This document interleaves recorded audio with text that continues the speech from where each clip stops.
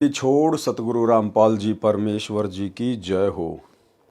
परमपिता परमात्मा सारी सृष्टि के रचनहार, कुल मालिक, असंख्य ब्रह्मांडों के स्वामी, जगत गुरु, तीनों लोकों में प्रवेश करके सबका धारण पोषण करने वाले राजाधिराज, आत्माधार, नाथों के नाथ, देवों के देव महादेव, सर्वेश्वर महेश्वर, मृत्युंजय, अजरो अमर, आदि अनादि सनातनी प्रभु, जगत पिता जगदीश्वर, श्री श्री 1008 की उपाधि के वास्तविक अधिकारी, अकाल मूरत शब्द स्वरूपी राम वासुदेव, सर्वगतम ब्रह्म, परम पूज्य, प्रथम पूज्य, परम संत, परम पुरुष, परम धनी, परम दयालु, सत्य कबीर, हक्का कबीर, अल्लाहु कबीर, अल्लाहु अकबर, बाखबर, अल्लाह ताला, जगत के तारणहार, जगत के मुक्तिदाता, जगत के जगन्नाथ, हारे के सहारे, हिंदुओं के राम, मुसलमानों के अल्लाह, सिखों के वाहिगुरु, ईसाइयों के मसीह, दया के सागर दया निधि, करुणा के सागर करुणा निधि, स्वयंभू परिभू, संकट मोचन, कष्ट हरण, मंगल करण, दुख भंजन, अविगत कबीर, निर्विकार निर्विषम परमात्मा, अलय अलेख सतगुरु,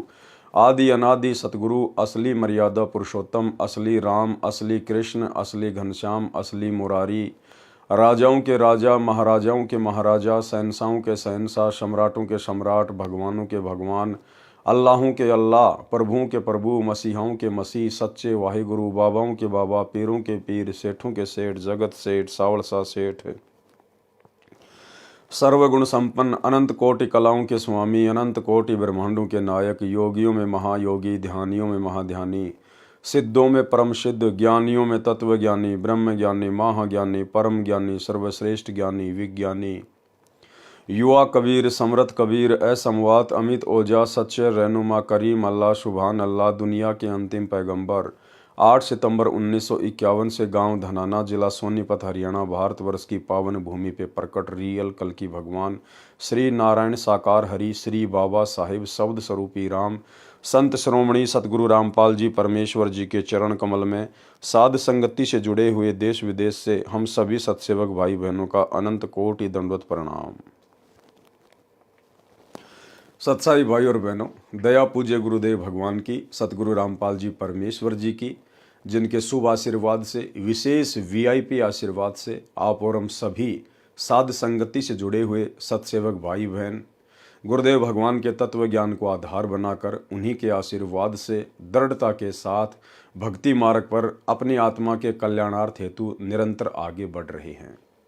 भाई और बहनों, साध संगतियों के माध्यम से आप और हमें जो गूढ़ जानकारियां भक्ति मार्ग के विषय में प्राप्त हो रही हैं, ये गुरुदेव भगवान की आप और हमारे ऊपर एक विशेष असीम रजा है। इस रजा को, ज्ञान को आधार बनाकर साध संगति से जुड़े रहकर गुरु को परमेश्वर मानकर हम इसी प्रकार से बना कर रखें। तो भाई और बहनों, कबीर सागर के सरलार्थ के ऊपर वीडियो बनाने की श्रृंखला जारी है। इसी श्रृंखला में आज हमारा ये 37वें नंबर का वीडियो है। प्रत्येक वीडियो में गुरुदेव भगवान के आशीर्वाद से हमें बहुत कुछ सीखने को मिलता है। और भाई और बहनों, आने वाले समय में यही साध संगति की वीडियो जो आज गुरुदेव भगवान की पवित्र पुस्तकों के ऊपर बन रहे हैं, आने वाले समय में सभी टीवी चैनलों पर चला करेंगे। गुरुदेव भगवान के आशीर्वाद से जब ये सभी टीवी चैनल वाले गुरुदेव भगवान के आगे करबद्ध होकर प्रार्थना करेंगे कि हे गुरुदेव, हमें भी आपके कुछ सत्संग दे दीजिए, हे गुरुदेव, हमें भी अपने टीवी चैनलों पर चलाने के लिए कुछ दे दीजिए, उस समय गुरुदेव भगवान यही साध संगति के वीडियो भगत समाज को दृढ़ता प्रदान करवाने के लिए उन टीवी चैनल वालों को दिया करेंगे। गुरुदेव भगवान के प्रवचन तो चलेंगे ही चलेंगे, लेकिन साथ में समस्त शंकाओं के समाधान के लिए और गुरु को परमेश्वर के रूप में जानने और मानने के लिए ये साध संगति के वीडियो भी निरंतर टीवी चैनलों पर चला करेंगे। इसलिए गुरुदेव भगवान समय रहते अपनी गैर हाजिरी में अपने विशेष आशीर्वाद से इन वीडियोज़ को बनवा रहे हैं, ताकि वर्तमान में परमेश्वर की जो विशेष आत्मा होंगी, जिनको परमेश्वर ने सतलोक लेकर जाना होगा अपने रहते सहते, वे आत्माएं भी इन वीडियो को देखकर दृढ़ता प्रदान करें, गुरु को ही इष्ट मानकर अपनी हर आध्यात्मिक क्रिया करें। और गुरुदेव भगवान के सतलोक गमन के पश्चात आने वाली आत्माएं हजारों वर्षों तक दृढ़ता के साथ भक्ति मार्ग पर लगे रहें, इसलिए परमेश्वर वर्तमान में ये विशेष रजा कर रही हैं।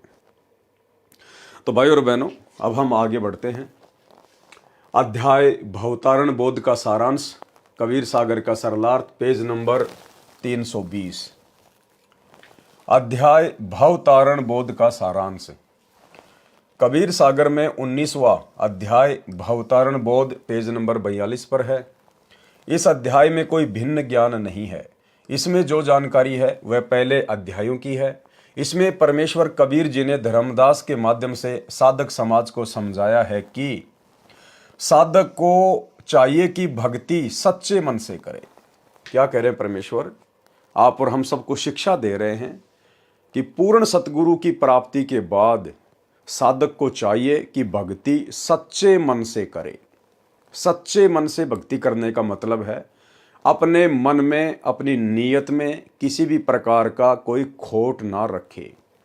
किसी भी प्रकार का अपनी नीयत में किसी भी भाई बहन के प्रति कोई खोट ना रखे। अपने मन को भटकने ना दे, ना विषय वासनाओं में, ना किसी लोभ और लालच में, ना किसी स्वार्थ में। उसको कहते हैं भक्ति सच्चे मन से करे। इसको भाव भक्ति कहा है। संत यानी अच्छी आत्माओं का सत्कार करे, भोजन पानी श्रद्धा से कराए। लेकिन भाइयों और बहनों, इनमें तो कोई भी काम इन सतलोक आश्रमों में सही प्रकार से हो ही नहीं रहा है। गुरुदेव भगवान ने जो एक सच्चे भगत के लक्षण बताए हैं कि साधक को चाहिए कि भक्ति सच्चे मन से करे, मन में कोई खोट ना रखे, कोई छल कपट ना रखे, अपनी नीयत को ना बिगाड़े, माता बहनों को बुरी नज़र से ना देखे। उसको कहते हैं सच्चे मन से भक्ति करना। लेकिन अभी जो 66 नंबर की हिसार जेल से विशेष ऑडियो आई है, उसमें तो गुरुदेव भगवान ने पूरा ही भांडाफोड़ कर दिया। उनकी गैर हाजिरी में जिस प्रकार से इन सभी सतलोक आश्रमों में कोऑर्डिनेटरों के द्वारा जो बकवाद की जा रही है, भक्तों के द्वारा जो बकवाद की जा रही है अपनी ही गुरु बहनों के साथ में, तो परमेश्वर ने तो उसका भांडाफोड़ कर दिया। साधक को चाहिए कि भक्ति सच्चे मन से करे, जबकि उस ऑडियो में गुरुदेव भगवान कह रहे हैं कि मेरे पास में ऐसी ऐसी शिकायत आती हैं जो नहीं आनी चाहिए। अच्छे इंसान तो जगत वाले भी ऐसा नहीं करते जो तुम भगत कर रहे हो। इन आश्रम वालों को कह रहे हैं। और फिर गुरुदेव कह रहे हैं कि मेरे पास ऐसी ऐसी शिकायत आती हैं। ये कोऑर्डिनेटर आश्रमों के भगत ये माता बहनों को भी गंदे गंदे मैसेज करते हैं, गंदे गंदे मैसेज। और ऐसे दुष्ट व्यक्ति ना तो कोऑर्डिनेटर कहलाने के अधिकारी और ना भगत कहलाने के अधिकारी। फिर आगे क्या कह रहे परमात्मा? संत यानी अच्छी आत्माओं का सत्कार करें। अच्छी आत्माओं का सत्कार करें। अच्छी आत्मा कौन होती हैं? जो पूर्ण संत से उपदेश ले लेती हैं, उनको अच्छी आत्मा कहा जाता है। आत्मा तो संसार में सभी परमात्मा की है। जो लोग आन उपासना कर रहे हैं वो भी परमात्मा की आत्मा है। लेकिन अच्छी आत्मा किसे कहा है? जो सच्चे गुरु की शरण में आ जाए। तो गुरुदेव कह रहे हैं कि ऐसी आत्माओं के साथ में अच्छा व्यवहार करें, उनका सत्कार करें। लेकिन उसी 66 नंबर की ऑडियो में गुरुदेव भगवान कह रहे हैं कि ऐसी ऐसी शिकायत आई है कि ये कोऑर्डिनेटर भक्तों के साथ में धक्का मुक्की करते हैं, भक्तों को धमकाते हैं, उनको खुड़काते हैं। ऐसा उनको नहीं करना चाहिए। तो ये दोनों ही प्रकार की बातें गुरुदेव ने अपनी उस ऑडियो में कही है जो अभी आप सुनने वाले हो। यानी गुरुदेव भगवान तो कह रहे हैं कि साधक को चाहिए कि भक्ति सच्चे मन से करे, जबकि सतलोक आश्रमों में तो विषय वासनाओं की आग लगी हुई है। अरे कोऑर्डिनेटर जो संगत को हैंडल करते हैं, जब कोऑर्डिनेटर ही गुरु बहनों के साथ में गंदी हरकतें कर रहे हैं, बाकी संगत का क्या होगा? और खुद कोऑर्डिनेटर ही अच्छी आत्माओं के साथ में अच्छा व्यवहार नहीं कर रहे इन आश्रमों में भगत भाई बहनों के साथ में। गुरुदेव भगवान कह रहे हैं उनको धमकाते हैं, खुड़काते हैं, बहुत सारी शिकायतें आ रही हैं। ऐसा नहीं करना चाहिए उनको। ये परमात्मा के बच्चे हैं। तुम लोग मजदूर बन के सेवा करो। तुम कोऑर्डिनेटर बन गए तो कोई खुदा थोड़ी बन गए। सुनिए ऑडियो। विचार करना होगा कि हम कौन हैं, कहां से आए। आपस में खेचातानी रखते हो अभी भी भगत हो गए। अच्छे इंसान तो जगत वाले भी ना करते ऐसा जैसे भगत कर रहे हैं। अच्छे इंसान तो जगत वाले भी ना करते ऐसा जैसे भगत कर रहे हैं। अच्छे इंसान तो जगत वाले भी ना करते ऐसा जैसे भगत कर रहे हैं। किसी को छोटी सी सेवा दे देते, कोऑर्डिनेटर बना दिया, वो ने सोचा मैं खुदा बन गया। अरे इतना शिक्षा तो बने, मजदूर बनो सीखो, मजदूर। और कई देखा है कि कोऑर्डिनेटर या जिसकी जो भी व्यवस्था लगाई जाए तो व्यवहार भी ठीक नहीं करते, धमकान लग जाते, फुरकान लग जाते। और कुछ ऐसी भी शिकायतें आई हैं जो बहन बेटियों के साथ गलत मैसेज भी डालते हैं। तो वो दुष्ट लोग ना तो कोऑर्डिनेटर के योग्य है, ना वो भगत के योग्य। और कुछ ऐसी भी शिकायतें आई हैं जो बहन बेटियों के साथ गलत मैसेज भी डालते हैं। तो वो दुष्ट लोग ना तो कोऑर्डिनेटर के योग्य है, ना वो भगत के योग्य। और कुछ ऐसी भी शिकायतें आई हैं जो बहन बेटियों के साथ गलत मैसेज भी डालते हैं। तो वो दुष्ट लोग ना तो कोऑर्डिनेटर के योग्य है, ना वो भगत के योग्य। तो ऐसा तो संगत माई कुसंगत उपजेगी, और ऐसी कुसंगत होगी फिर हम रखेंगे नहीं उसको खेत में। किसान उस कुबाड़ को पाड़ कर खेत के बाहर फेंक देता है, तो उसको आप मिशन से निकाल दिया जाया करेगा। सुधर जाओ, एक के नहीं सुनी जाया करती थी, सामूहिक शिक्षा दी जाती है, अमल कर लो इन पे। कर्म बतेरे फोड़ लिए, इस ज्ञान का असर क्या हुआ? थोड़ा सा सुख होते हो फिर पक्के एजेंट काल के बन जाते हैं, बकवाद वही करनी, भगवान से दूर हो जाना। थोड़ा सा सुख होते हो फिर पक्के एजेंट काल के बन जाते हैं, बकवाद वही करनी, भगवान से दूर हो जाना। थोड़ा सा सुख होते हो फिर पक्के एजेंट काल के बन जाते हैं, बकवाद वही करनी, भगवान से दूर हो जाना। तो भाई और बहनों, आप और हम भाई बहनों ने इस भक्ति मार्ग पर शिक्षा लेकर चलनी है। शिक्षा सबसे पहली बात तो हमारे गुरुदेव भगवान अपने कर कमल से लिख रहे हैं, आप और हमें उपदेश दे रहे हैं, शिक्षा दे रहे हैं, नसीहत दे रहे हैं। दूसरी बात, हमने अपने गुरु भाई बहनों से भी शिक्षा लेनी है जो सतलोक आश्रमों से जुड़े हुए हैं। इन कोऑर्डिनेटरों से शिक्षा लेनी है, आश्रमों में आने वाली संगत से शिक्षा लेनी है कि हमने इन लोगों के जैसा व्यवहार भक्ति मार्ग पर नहीं करना चाहिए। अन्यथा गुरुदेव इनकी इन्हीं हरकतों से दुखी है, परेशान है। इनकी इन्हीं हरकतों से दुखी होकर तो गुरुदेव सार्वजनिक तौर पर सत्संग में ये बातें कह रहे हैं। इसका मतलब इस प्रकार की गंदी हरकतें करने से गुरुदेव भगवान भगत से नाराज होते हैं, रुष्ट होते हैं। और अगर गुरु नाराज हो गया तो फिर हमारे पास में बच क्या जाएगा? तो हम भाई बहनों ने, जो गुरुदेव ने विशेष रजा बख्शी है, हमें साध संगति से जोड़ा है, हम भाई बहनों ने तो अपनी गुरु बहन हो या चाहे जगत की कोई बहन हो, हमने तो सबको परमेश्वर की आत्मा जानकर, गुरुदेव भगवान के बच्चे जानकर और अपनी बहन बेटी जैसा व्यवहार करना है। हमने तो गुरुदेव की वाणी पर चलना है कि पर नारी को देखिए बहन बेटी के भाव, कहे कबीर काम नाश का यही सहज उपाय। जबकि इन सतलोक आश्रमों में तो अपनी खुद की गुरु बहनों के साथ में भी गंदे गंदे व्यवहार। अब ऐसी तो वो गुरु बहनें और ऐसे ही वो कोऑर्डिनेटर और ऐसे ही वो गुरु भाई। तो भाई और बहनों, आप और हमने शिक्षा लेकर चलनी है। और ये कोऑर्डिनेटर और इन आश्रमों से जुड़े हुए भगत ये क्यों इस प्रकार की गंदी हरकतें अपनी गुरु बहनों के साथ करते हैं, आगे आपको दिखाएंगे। साधक को चाहिए कि भक्ति सच्चे मन से करें, इसको भाव भक्ति कहा है। संत यानी अच्छी आत्माओं का सत्कार करें, भोजन पानी श्रद्धा से कराएं। जो योगी हैं यानी हठ योग करते हैं, योग आसन तक ही सीमित हैं, सार शब्द सतगुरु से मिला नहीं है, वे कभी भव से यानी संसार से पार नहीं हो सकते। और साथ में भाई और बहनों, पूर्ण तत्वदर्शी संत की शरण में आने के बाद भक्तों ने ये मेडिटेशन भी नहीं करना है, ये योग भी नहीं करना है। कौन सा योग?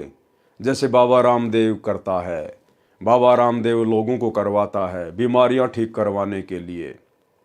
आप और हम भगत भाई बहनों ने सतगुरु रामपाल जी परमेश्वर जी की शरण में आने के बाद हमने ये योग भी नहीं करना है, हमने ये मेडिटेशन भी नहीं करना है, अन्यथा अब ये मनमाने आचरण में आएगा। विचार करने की बात है, जब हमारे गुरुदेव भगवान ने हमारे को कोई भी गेम खेलने से मना कर दिया है, वॉलीबॉल, फुटबॉल, बास्केटबॉल, बैडमिंटन, दौड़ वगैरह करना, जिम वगैरह में जाना, जिम्नास्टिक करना, कबड्डी वगैरह खेलना। गुरुदेव ने हमें किसी भी गेम को खेलने से मना किया है, क्योंकि उसके खेलने से हमारी सांसें बर्बाद होती है, हमारा समय बर्बाद होता है। इसलिए हमने ना तो कोई गेम खेलना है और ना हम भगत भाई बहनों ने भूलकर भी कोई योगा करना है, ना कोई मेडिटेशन करना है, ना योगा की कोई क्लासेस वगैरह ज्वाइन करनी है। मैं सोशल मीडिया पर देख रहा था, इंस्टाग्राम पर, सतलोक आश्रम मैनेजमेंट हरियाणा से जुड़ी हुई एक बहन, यानी सतगुरु रामपाल जी की शिष्या, उसकी आईडी है ई चौरसिया। तो मैंने देखा तो मुझे बड़ा झटका सा लगा। और सोशल मीडिया पर सतगुरु रामपाल जी की शिष्या कहलाने वाली उस लड़की की अभद्र फोटोएं देखकर जो योग करती है, लोगों को योग सिखाती है, मेरे को बिल्कुल भी अच्छा नहीं लगा। बड़ी शर्मिंदगी महसूस हुई। और दास ने विचार किया कि इस प्रकार की अभद्र फोटोएं तो जगत वाली बहन बेटियां भी सोशल मीडिया पर नहीं डालती हैं, जो अच्छे घर से ताल्लुक रखती हैं। और संत रामपाल जी की शिष्या होके एक लड़की योग कर रही है, खुले में कर रही है, पार्क में कर रही है, और अभद्र तरीके से वो फोटोएं फिर सोशल मीडिया पर वायरल कर रही है। हम समाज को क्या संदेशा दे रहे हैं? हम क्या संदेशा दे रहे हैं समाज को कि सतगुरु रामपाल जी से हमने क्या सीखा है? तो ये योग वगैरह भी सतगुरु रामपाल जी परमेश्वर जी की भक्ति प्राप्त होने के बाद में ये जो है बिल्कुल भी हमने त्यागना पड़ेगा। हमने एक नेक भगत बनकर भक्ति करनी पड़ेगी। हम किस लिए योग कर रहे हैं? क्या जरूरत है हमें योग करने की? अगर हम सतगुरु की भक्ति मर्यादा में रह के कर लेंगे तो क्या परमेश्वर हमारे शरीर में किसी प्रकार की कोई तकलीफ आने देंगे? और यदि तकलीफ आ भी गई तो तकलीफ को दूर कौन करेगा? वो योग दूर करेगा या फिर हॉस्पिटल दूर करेगा? और अगर ऐसी कोई तकलीफ आ भी गई तो आप सतलोक आश्रम वाले भाई बहनों को तो दुखी होने की जरूरत है ही नहीं। आप लोगों को तो योग करने की जरूरत है ही नहीं। अरे आपके तो आश्रमों में हॉस्पिटल खुल रहे हैं। धनाना आश्रम में 10 एकड़ जमीन में हॉस्पिटल खुल रहा है। अगर आप लोग बीमार हो भी जाओ, कोई समस्या आ भी जाए, तो आप लोगों के तो आश्रम में 10 एकड़ जमीन में बहुत बड़ा हॉस्पिटल खुलने जा रहा है। आप तो वहां जाके एडमिट हो जाओ, आपका तो फ्री में इलाज होगा, क्योंकि आपसे तो कोई पैसा लिया नहीं जाएगा। तो आप लोगों को भला योग करने की जरूरत क्या है? तो भाई और बहनों, हमने शिक्षा लेनी है। दास आपको ये फोटो दिखा रहा है, ये है वो बहन जिसकी फेसबुक आईडी है ई चौरसिया। ई चौरसिया के नाम से इस बहन की फेसबुक आईडी है। और ये गरीबदास जी की फोटो है, पीछे सतगुरु रामपाल जी की फोटो है, ये स्वामी रामदेवानंद जी महाराज जी की फोटो है। और ये बहन सतलोक आश्रमों में जब समागम होते हैं, कबीर प्रकट दिवस, अवतरण दिवस, गरीबदास जी का बोध दिवस, दिव्य धर्म यज्ञ दिवस, उस समय ये बहन पाठ करती है। पाठ, ये पाठ पर बैठती है। ये बहन आपके सामने है, इसकी फोटो। ये पाठ कर रही है, इस पवित्र सदग्रंथ का पाठ कर रही है। और ऐसे पवित्र सदग्रंथ का पाठ करने वाला कितना पाक और पवित्र होना चाहिए। तो आप इस बहन को आश्रम में देखिए किस प्रकार से बैठी हुई है, बहुत ही सभ्य तरीके से। आश्रम में जाते हैं तो हम लोग भगत बन जाते हैं कि हमारे से बढ़कर कोई दास या दासी होगा ही नहीं, हमारे से बढ़कर सभ्य और शालीन कोई होगा ही नहीं।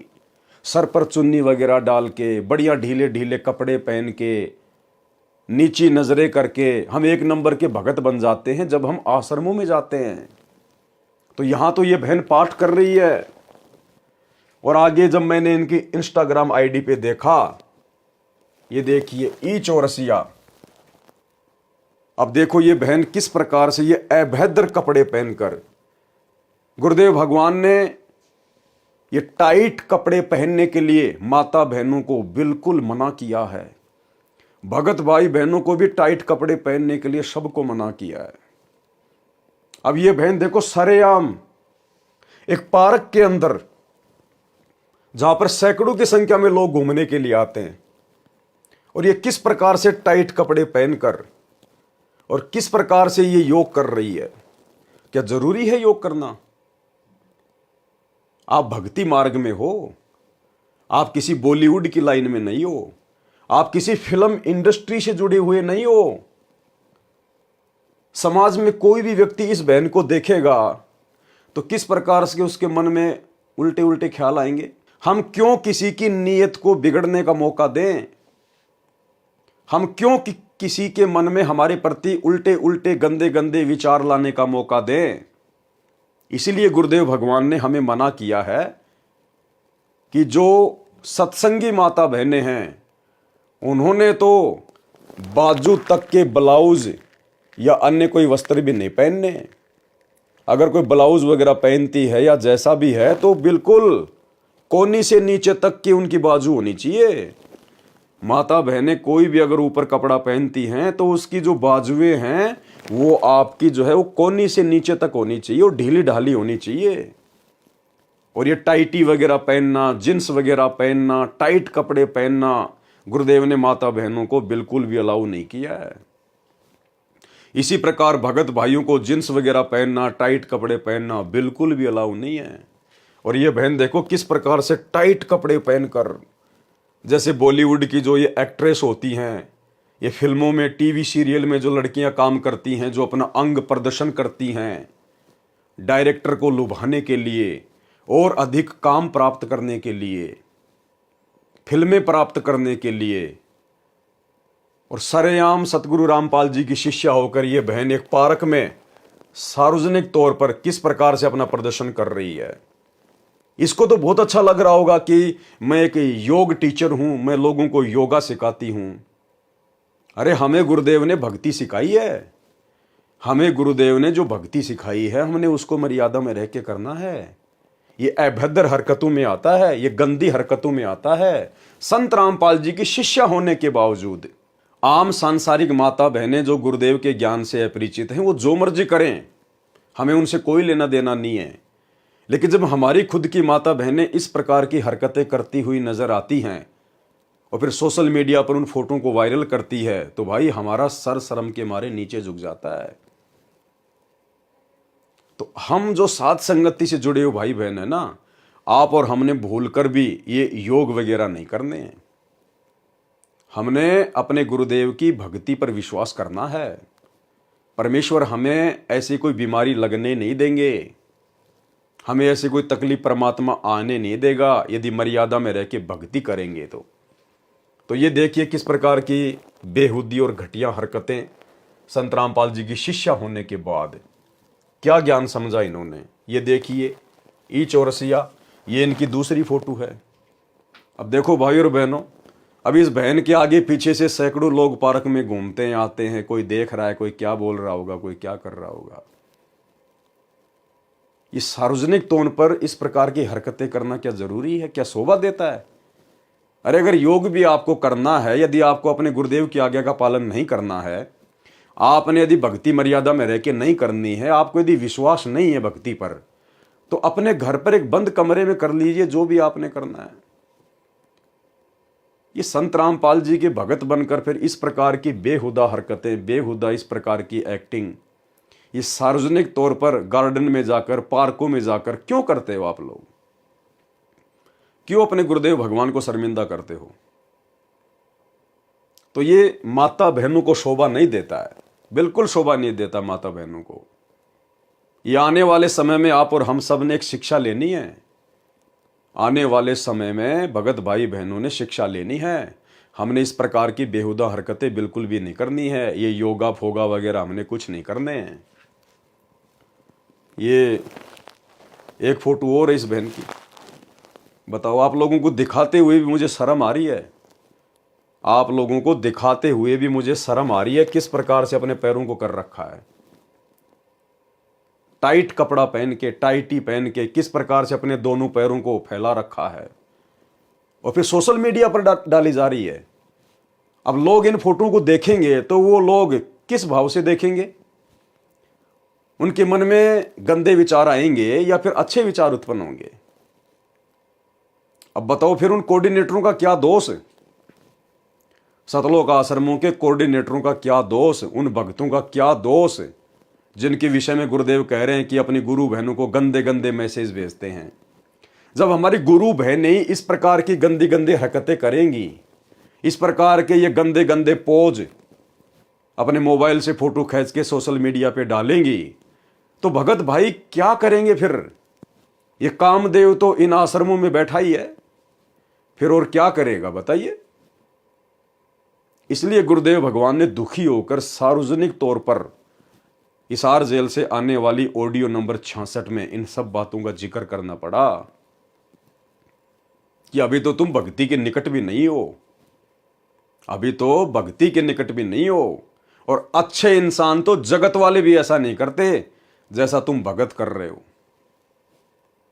एक अच्छे घराने की, इज्जतदार घराने की माता बहनें भी आपको इस प्रकार से ऐसे पोज में अपनी फोटोएं सार्वजनिक तौर पर सोशल मीडिया पर डालती हुई नजर नहीं आएंगी जो सतगुरु रामपाल जी की शिष्याएं कर रही हैं। क्या हासिल करना चाहती हैं ये माता बहनें? पब्लिसिटी की भूख है क्या? बॉलीवुड की कोई हीरोइन बनना है क्या?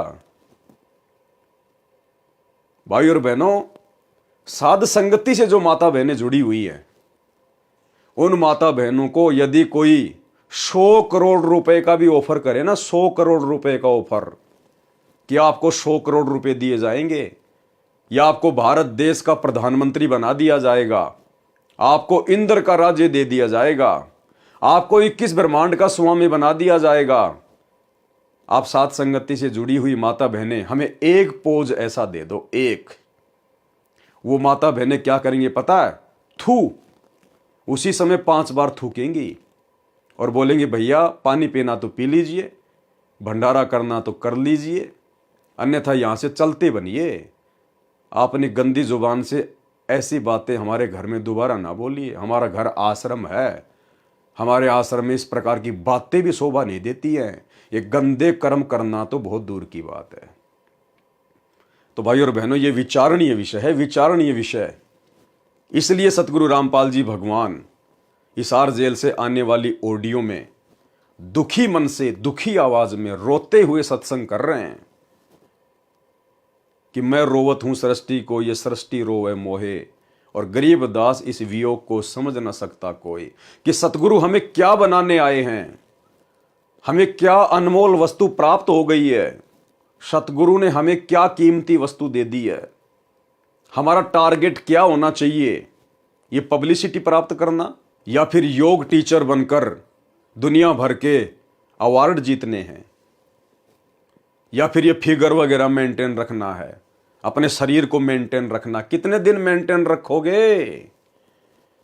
इस हार्ड मास के ढांचे को कितने दिन मेंटेन रखोगे? वो बॉलीवुड की वो पुरानी पुरानी हीरोइन जो अपने जमाने में, अपने टाइम में अपने फिगर को मेंटेन रखा करती थी, आज उनके फिगर को देखते ही उल्टी आती है, उल्टी। तो भाई और बहनों, चाहे सतगुरु रामपाल जी की कोई शिष्या हो, चाहे कोई शिष्य हो, अगर हम लोग भगत बनने के लिए निकले हैं तो भाई भगत बन के दिखाओ अपने गुरुदेव को भगत। तो हम सत्सेवक भाई बहनों ने सतलोक आश्रमों से जुड़ी हुई हमारी गुरु बहनों से, हमारी माताओं से हमने शिक्षा लेनी है। हमने ये भद्दी हरकतें नहीं करनी है सार्वजनिक तौर पर या अपने घर पर, कैसे भी हमने तो सोचना भी नहीं है। हमारे गुरुदेव भगवान अंतर्यामी है। बकवाद चाहे आप अपने घर में बैठकर कर लो या चाहे किसी गार्डन में बैठ के कर लो, गुरुदेव भगवान अंतर्यामी है, उनसे कुछ भी नहीं छुपा हुआ है। तो हम भाई बहनों ने सावधान रहना है, ये गलती हमने बिल्कुल भी नहीं करनी है। इसीलिए तो इन आश्रमों से जुड़े हुए भगत और कोऑर्डिनेटर ऐसी ऐसी गंदी हरकतें देखकर, ऐसे ऐसे अश्लील पोज देखकर, ये फोटोएं देखकर फिर इनका मन करता है उनके साथ में प्रेम प्रसंग की बातें करने के लिए, उनको अपनी तरफ लुभाने के लिए, क्योंकि भगत के तो कोई लक्षण इनमें दिखाई दे नहीं रहे। तो बताओ फिर कोऑर्डिनेटर कहां से भगत बन जाएंगे? वो कहां से राजा हरिश्चंद्र बन जाएंगे जब हमारी खुद की गुरु बहनें ही मलाइका अरोड़ा बन के घूम रही हैं? भाई और बहनों, विचारणीय विषय है, विचारणीय विषय। बुद्धि बिल्कुल ऑफ कर रखी है काल भगवान ने सतलोक आश्रमों से जुड़े हुए भाई बहनों की। तो ये हम आप और हम सभी सत्संग भाई बहनों ने ध्यान रखना है। जो योगी हैं यानी हठ योग करते हैं, योग आसन तक ही सीमित हैं, सार शब्द सतगुरु से मिला नहीं, वे कभी भव से यानी संसार से पार नहीं हो सकते। जो दान करते हैं और सतगुरु से सच्चा भक्ति मंत्र प्राप्त नहीं है तो उनका मोक्ष नहीं है, केवल दान का फल अगले जन्म में मिल जाएगा। आवश्यक नहीं है कि वह फल मनुष्य जन्म में ही मिलेगा, वह फल कुत्ते घोड़े गाय भैंस आदि के जन्म में भी मिलेगा। यदि सतगुरु से सत्य साधना प्राप्त है और भक्ति करता है, दान भी देता है, तो उसका मोक्ष हो जाता है। उसको दान का फल इसी जन्म में भी आवश्यकता अनुसार मिलता है। अब आगे की लाइन को ध्यान से पढ़ना। यदि किसी कारण से मोक्ष प्राप्त नहीं हुआ तो पुनर्जन्म मानव का मिलता है, वह दान अगले जन्म में मानव शरीर में मिलता है। विचार करना भाई और बहनों, साध संगति में कही गई प्रत्येक बातों का समर्थन आपको अब यहां गुरुदेव के कर कमल से लिखित इन पुस्तकों में मिलता चला जाएगा। दास आप सभी भाई बहनों को बार बार कहता है और जोर देकर कहता है कि भाई और बहनों, अब हमने गलतियां करने से बचना चाहिए, बल्कि हमने गलतियां करने की सोचनी भी नहीं चाहिए। जब तक सतगुरु रामपाल जी परमेश्वर जी के चरण कमल इस धरती पर हैं, तब तक ही मोक्ष के दरवाजे खुले हुए हैं। जिस दिन ये सतगुरु अपनी लीला समेट कर और इस पृथ्वी लोक से संत रूप में जो आए हुए हैं, सतगुरु रूप में जो आए हुए हैं, जिस दिन ये गवन कर गए, उसके बाद मोक्ष की उम्मीद मत करना। इसलिए परमात्मा कहते कि ये थोड़ा सा समय मिला है तुम्हें, थोड़ा सा समय, ये प्राइम टाइम। अब क्या कह रहे हैं परमात्मा? यदि किसी कारण से मोक्ष प्राप्त नहीं हुआ, भाई क्यों नहीं होगा मोक्ष प्राप्त?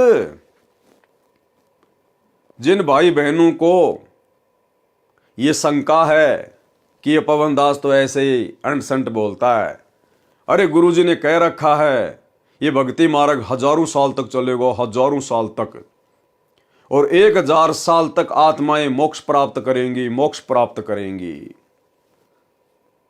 अगर ऐसा होता, मार्ग तो हजारों साल चलेगा, और यदि मोक्ष 1000 साल होना होता तो परमात्मा यहां पर यह बात नहीं लिखते, यदि किसी कारण से मोक्ष प्राप्त नहीं हुआ तो पुनर्जन्म मानव का मिलता है, वह दान अगले जन्म में मानव शरीर में मिलता है। यदि किसी कारण से मोक्ष प्राप्त नहीं हुआ, भाई क्यों नहीं होगा? मान लीजिए आपका इस मानव जन्म में मोक्ष नहीं हुआ, तो फिर से आपको मानव जन्म मिलेगा। उसमें भी नहीं हुआ तो तीसरा जन्म भी मानव का मिलेगा, उसमें तो मोक्ष हो ही जाएगा, क्योंकि तो हजारों साल चलेगा परमात्मा का मार्ग, हजारों साल तक आत्माएं मोक्ष प्राप्त करेंगी। तो एक जन्म में नहीं हुआ तो दूसरे में हो जाएगा, तीसरे में हो जाएगा, चौथे में हो जाएगा, 5वें में हो जाएगा। 1000 साल में कम से कम 100 तो मानव जन्म मिलेंगे। फिर गुरुदेव ये बात क्यों कह रहे हैं कि यदि किसी कारण से मोक्ष प्राप्त नहीं हुआ तो, अरे क्या 100 जन्म में भी मोक्ष नहीं होगा? चलो इस जन्म में आपने गलती कर दी, आपका मोक्ष नहीं हुआ, अगला जन्म फिर से आपको स्त्री या पुरुष का मिल गया, किसी भगत के घर में देगा परमात्मा, तो उस जन्म में तो हो ही जाएगा। आपको तो शुरू से ही भक्ति मिलेगी, आपके माता पिता दोनों भगत होंगे, आप तो मर्यादा में रहोगे, पूरे संसार में सतयुग जैसा माहौल हो जाएगा, हर जगह आपको भगत ही भगत दिखाई देंगे, विरोध कोई आने वाले समय में कोई जो है वो करेगा नहीं, तो मर्यादा टूटेगी नहीं, तो आपका तो दूसरे जन्म में मोक्ष निश्चित है। और दूसरे में नहीं हुआ तो तीसरे में हो जाएगा, चौथे में हो जाएगा, 5वें में हो जाएगा। चलो बात बड़ी करते हैं, 25वें मानव जन्म में तो मोक्ष हो ही जाएगा। और जबकि ये तो सैकड़ों मानव जन्म मिलेंगे हमारे को, 1000 साल में तो सैकड़ों मानव जन्म। फिर गुरुदेव ये क्यों कह रहे हैं यदि किसी कारण से मोक्ष प्राप्त नहीं हुआ तो? ये इसलिए कह रहे हैं परमात्मा कि सतगुरु के रहते सहते ही मोक्ष के दरवाजे खुलते हैं, और जिस दिन ये सतगुरु धरती से चला जाएगा उसके बाद में मोक्ष नहीं है। एक छोटा सा वीडियो गुरुदेव भगवान का, गुरुदेव ने स्पष्ट कह दिया कि ये भक्ति मार्ग इस दास से पहले नहीं था और इस दास के जाने के बाद ये समाप्त हो जाएगा। भाई गुरुजी के जाने के बाद में समाप्त कहां से हो जाएगा? ये तो हजारों साल चलेगा ना, तो समाप्त कैसे हो जाएगा? ये तो हजारों साल चलेगा। फिर क्यों कह रहे हैं गुरुदेव कि इस दास के जाने के बाद समाप्त हो जाएगा? और इस दास से पहले ये भक्ति मार्ग नहीं था और इस दास के जाने के बाद ये भक्ति मार्ग समाप्त हो जाएगा, यानी मोक्ष के दरवाजे बंद हो जाएंगे। जब तक धरती पर सतगुरु है तब तक ही आप जी मोक्ष प्राप्त कर सकते हैं। सतगुरु के जाने के बाद मोक्ष प्राप्ति की उम्मीद मत करना।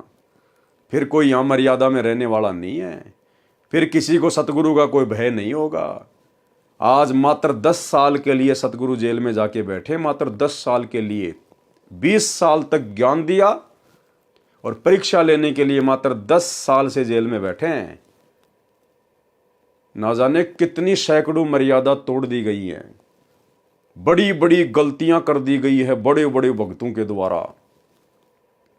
स्टेडियम बनाना, हॉस्पिटल बनाना, गुंडों का समर्थन करना, 5-5 लाख रुपया राजपूत करनी सेना को चंदे के रूप में देना, आरक्षणों में भक्तों को बैठाना, बिरानी आग में झोंक देना, करोड़ों रुपया चंदे के रूप में जाट आरक्षण में देना,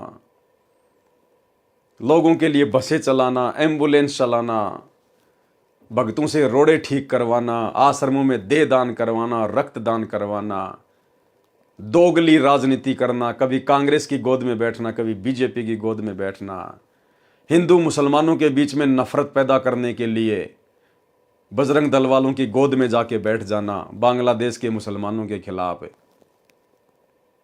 दुनिया भर के कुकर्म, दुनिया भर के उल्टे काम सतगुरु के धरती पर रहते सहते, तो सतगुरु के सतलोक जाने के बाद क्या होगा? किसी को कोई डर ही नहीं होगा, किसी को कोई भय नहीं होगा। इसलिए तो गुरुदेव कहते हैं यदि मेरे रहते सहते पार नहीं हुए तो आगे कैसे पार हो जाओगे? ये शब्द है सतगुरु के, शब्द सैन सतगुरु की पहचान है, पावे अटल सुहाग रे। कि यदि मेरे रहते सहते पार नहीं हुए तो आगे कौन से पार हो जाओगे? फिर तो तुम्हारे ऊपर कोई अंकुश ही नहीं रहेगा, तुम्हारे को कोई डर ही नहीं रहेगा। सुनिए सत्संग। मात पिता मिल जावेंगे, मात पिता मिल जावेंगे, 184 माही। ये सतगुरु सेवा और ये भक्ति भाई फेर मिलन की नाही। इससे पहले नहीं थी यह भक्ति और इस दास के बाद यह भक्ति समाप्त हो जाएगी। अब तो चलेगी कुछ वर्षों तक। इससे पहले नहीं थी यह भक्ति और इस दास के बाद यह भक्ति समाप्त हो जाएगी। अब तो चलेगी कुछ वर्षों तक। इससे पहले नहीं थी यह भक्ति और इस दास के बाद यह भक्ति समाप्त हो जाएगी। अब तो चलेगी कुछ वर्षों तक। फिर कलयुग तो बहुत लंबा चौड़ा विशेष है, उसमें ये नहीं रहेगी लास्ट में। तो आ गई होगी आपकी बात समझ में क्यों सतगुरु इतना जोर लगाकर कह रहा है कि अगर तुम अब भी पार नहीं होगे मेरे रहते सहते तो मेरे जाने के बाद में कौन से पार हो जाओगे। इसलिए गुरुदेव भगवान ने कहा है कि ये भक्ति, ये मोक्ष वाली भक्ति ना तो आज से पहले थी और मेरे जाने के बाद ये समाप्त हो जाएगी। जिस दिन गुरुजी के पावन चरण कमल धरती से उठ गए संत रूप में, उसके बाद मोक्ष की उम्मीद मत करना। इसलिए अगर सिर धड़ की बाजी लगानी है, अपना तन मन धन अपने गुरुजी के चरणों में समर्पित करना है, तो उनके रहते सहते कर दीजिए। ये मौका फिर नहीं मिलेगा। सुनिए गुरुदेव का सत्संग। चलो मान ले ईब आपने सुख भी हो गया, रह भी गए और कंटिन्यूस 5-6 जन्म आपके मनुष्य के भी हो जाएंगे ईस कमाई थे वर्तमान के भक्ति से। और आगे सरदार, क्योंकि आगे घटेगी जब दास यहाँ मौजूद है, अभी गलती करोगे तो आगे कौन से पार हो जाओगे तुम। और आगे सरदार, क्योंकि आगे घटेगी जब दास यहाँ मौजूद है, अभी गलती करोगे तो आगे कौन से पार हो जाओगे तुम। और आगे श्रद्धा, क्योंकि आगे घटेगी जब दास यहाँ मौजूद है। अभी गलती करोगे तो आगे कौन से पार हो जाओगे तुम। अब तो हर तरह से मर्यादा आपको समझाता हूँ, ये बताता हूँ ये गलती मत करो, तुम्हें फाउल पॉइंट बताता हूँ कि ये गलत, ये पॉइंट फाउल है, तेरा नाम खंड हो गया। तो अब भी जर रह जाओगे तो फिर आगे कैसे पार होगे तुम। तो अब भी जर रह जाओगे तो फिर आगे कैसे पार होगे तुम। तो अब भी जर रह जाओगे तो फिर आगे कैसे पार होगे तुम। जब ये दास चला जाएगा सतलोक, फिर तुम पर अंकुश नहीं रहेगा, ज्ञान तो रहेगा, लेकिन कुछ ऐसी मर्यादा बन जाएंगी जो पुण्यात्मा बचपन से भक्ति अपने बच्चों को रंग में रंग देंगे, वो आने वाले समय में इतना जल्दी नहीं बिगड़ेंगे। और जो वर्तमान में बिगड़ जाएगा तो आगे गलती हुई पड़ी है उस्ताद है। तो इसलिए इस समय को ज्यादा नहीं बढ़ाना आपने। और जो वर्तमान में बिगड़ जाएगा तो आगे गलती हुई पड़ी है उस्ताद है। तो इसलिए इस समय को ज्यादा नहीं बढ़ाना आपने। और जो वर्तमान में बिगड़ जाएगा तो आगे गलती हुई पड़ी है उस्ताद है। तो इसलिए इस समय को ज्यादा नहीं बढ़ाना आपने। तो भाई और बहनों समझ में आ रहा होगा आपके।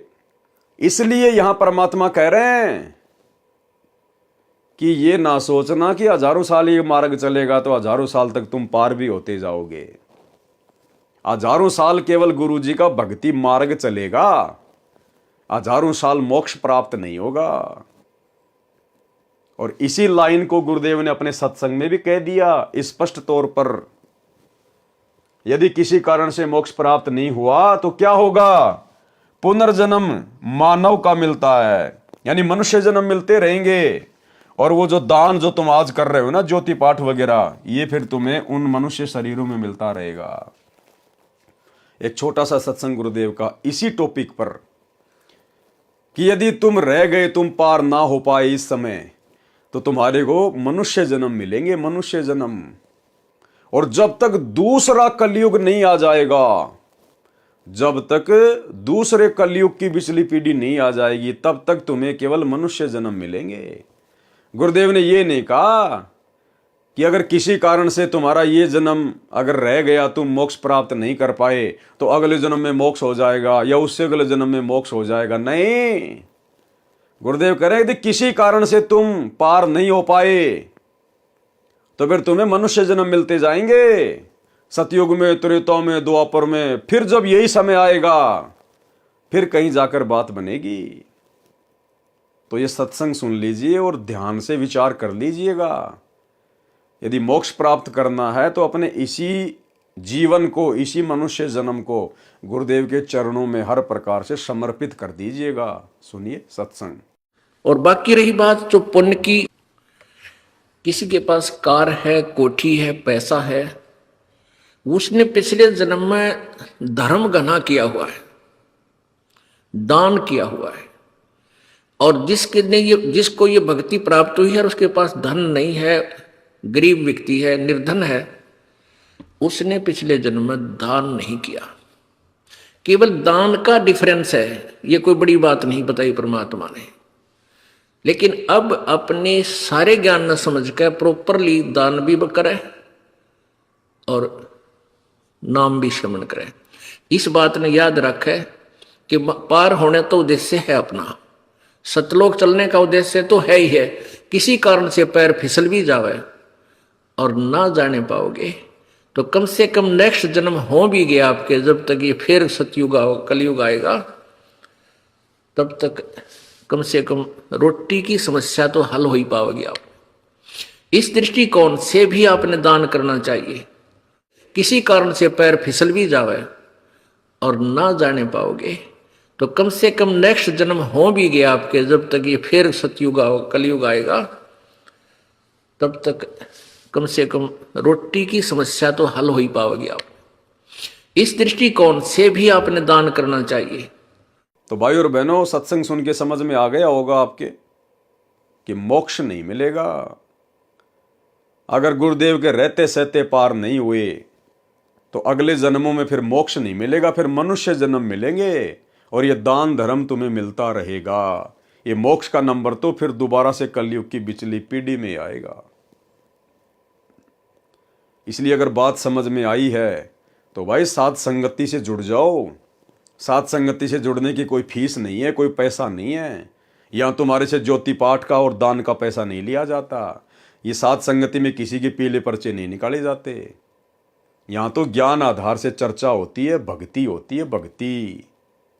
तो भाई और बहनों, अब आप और हमारी आंखें खुल जानी चाहिए। हमारे पास में समय ज्यादा नहीं है। जिस दिन ये परमात्मा अपनी लीला समेट के यहां से चले जाएंगे, उसके बाद मोक्ष की उम्मीद मत करना। यदि किसी कारण से मोक्ष प्राप्त नहीं हुआ तो पुनर्जन्म मानव का मिलता है, वह दान अगले जन्म में मानव शरीर में मिलता है। तीर्थ के ऊपर जाकर स्नान करने का क्या लाभ हानि है वह बताया है। पाठक जन ध्यान दें कि कबीर सागर में काल प्रेरित कबीर पंथियों ने अपनी बुद्धि अनुसार वाणी मिलाई तथा काटी है। इस अध्याय में पेज 43 पर लिखी वाणियों का अर्थ है कि जो तीर्थ पर स्नान करने जाते हैं उनको सुंदर शरीर मिलता है। ये नकली कबीर पंथियों ने अपनी तरफ से लिखा है। तीर्थ पर जाने से कोई सुंदर शरीर नहीं मिलता, कोई धन की प्राप्ति नहीं होती।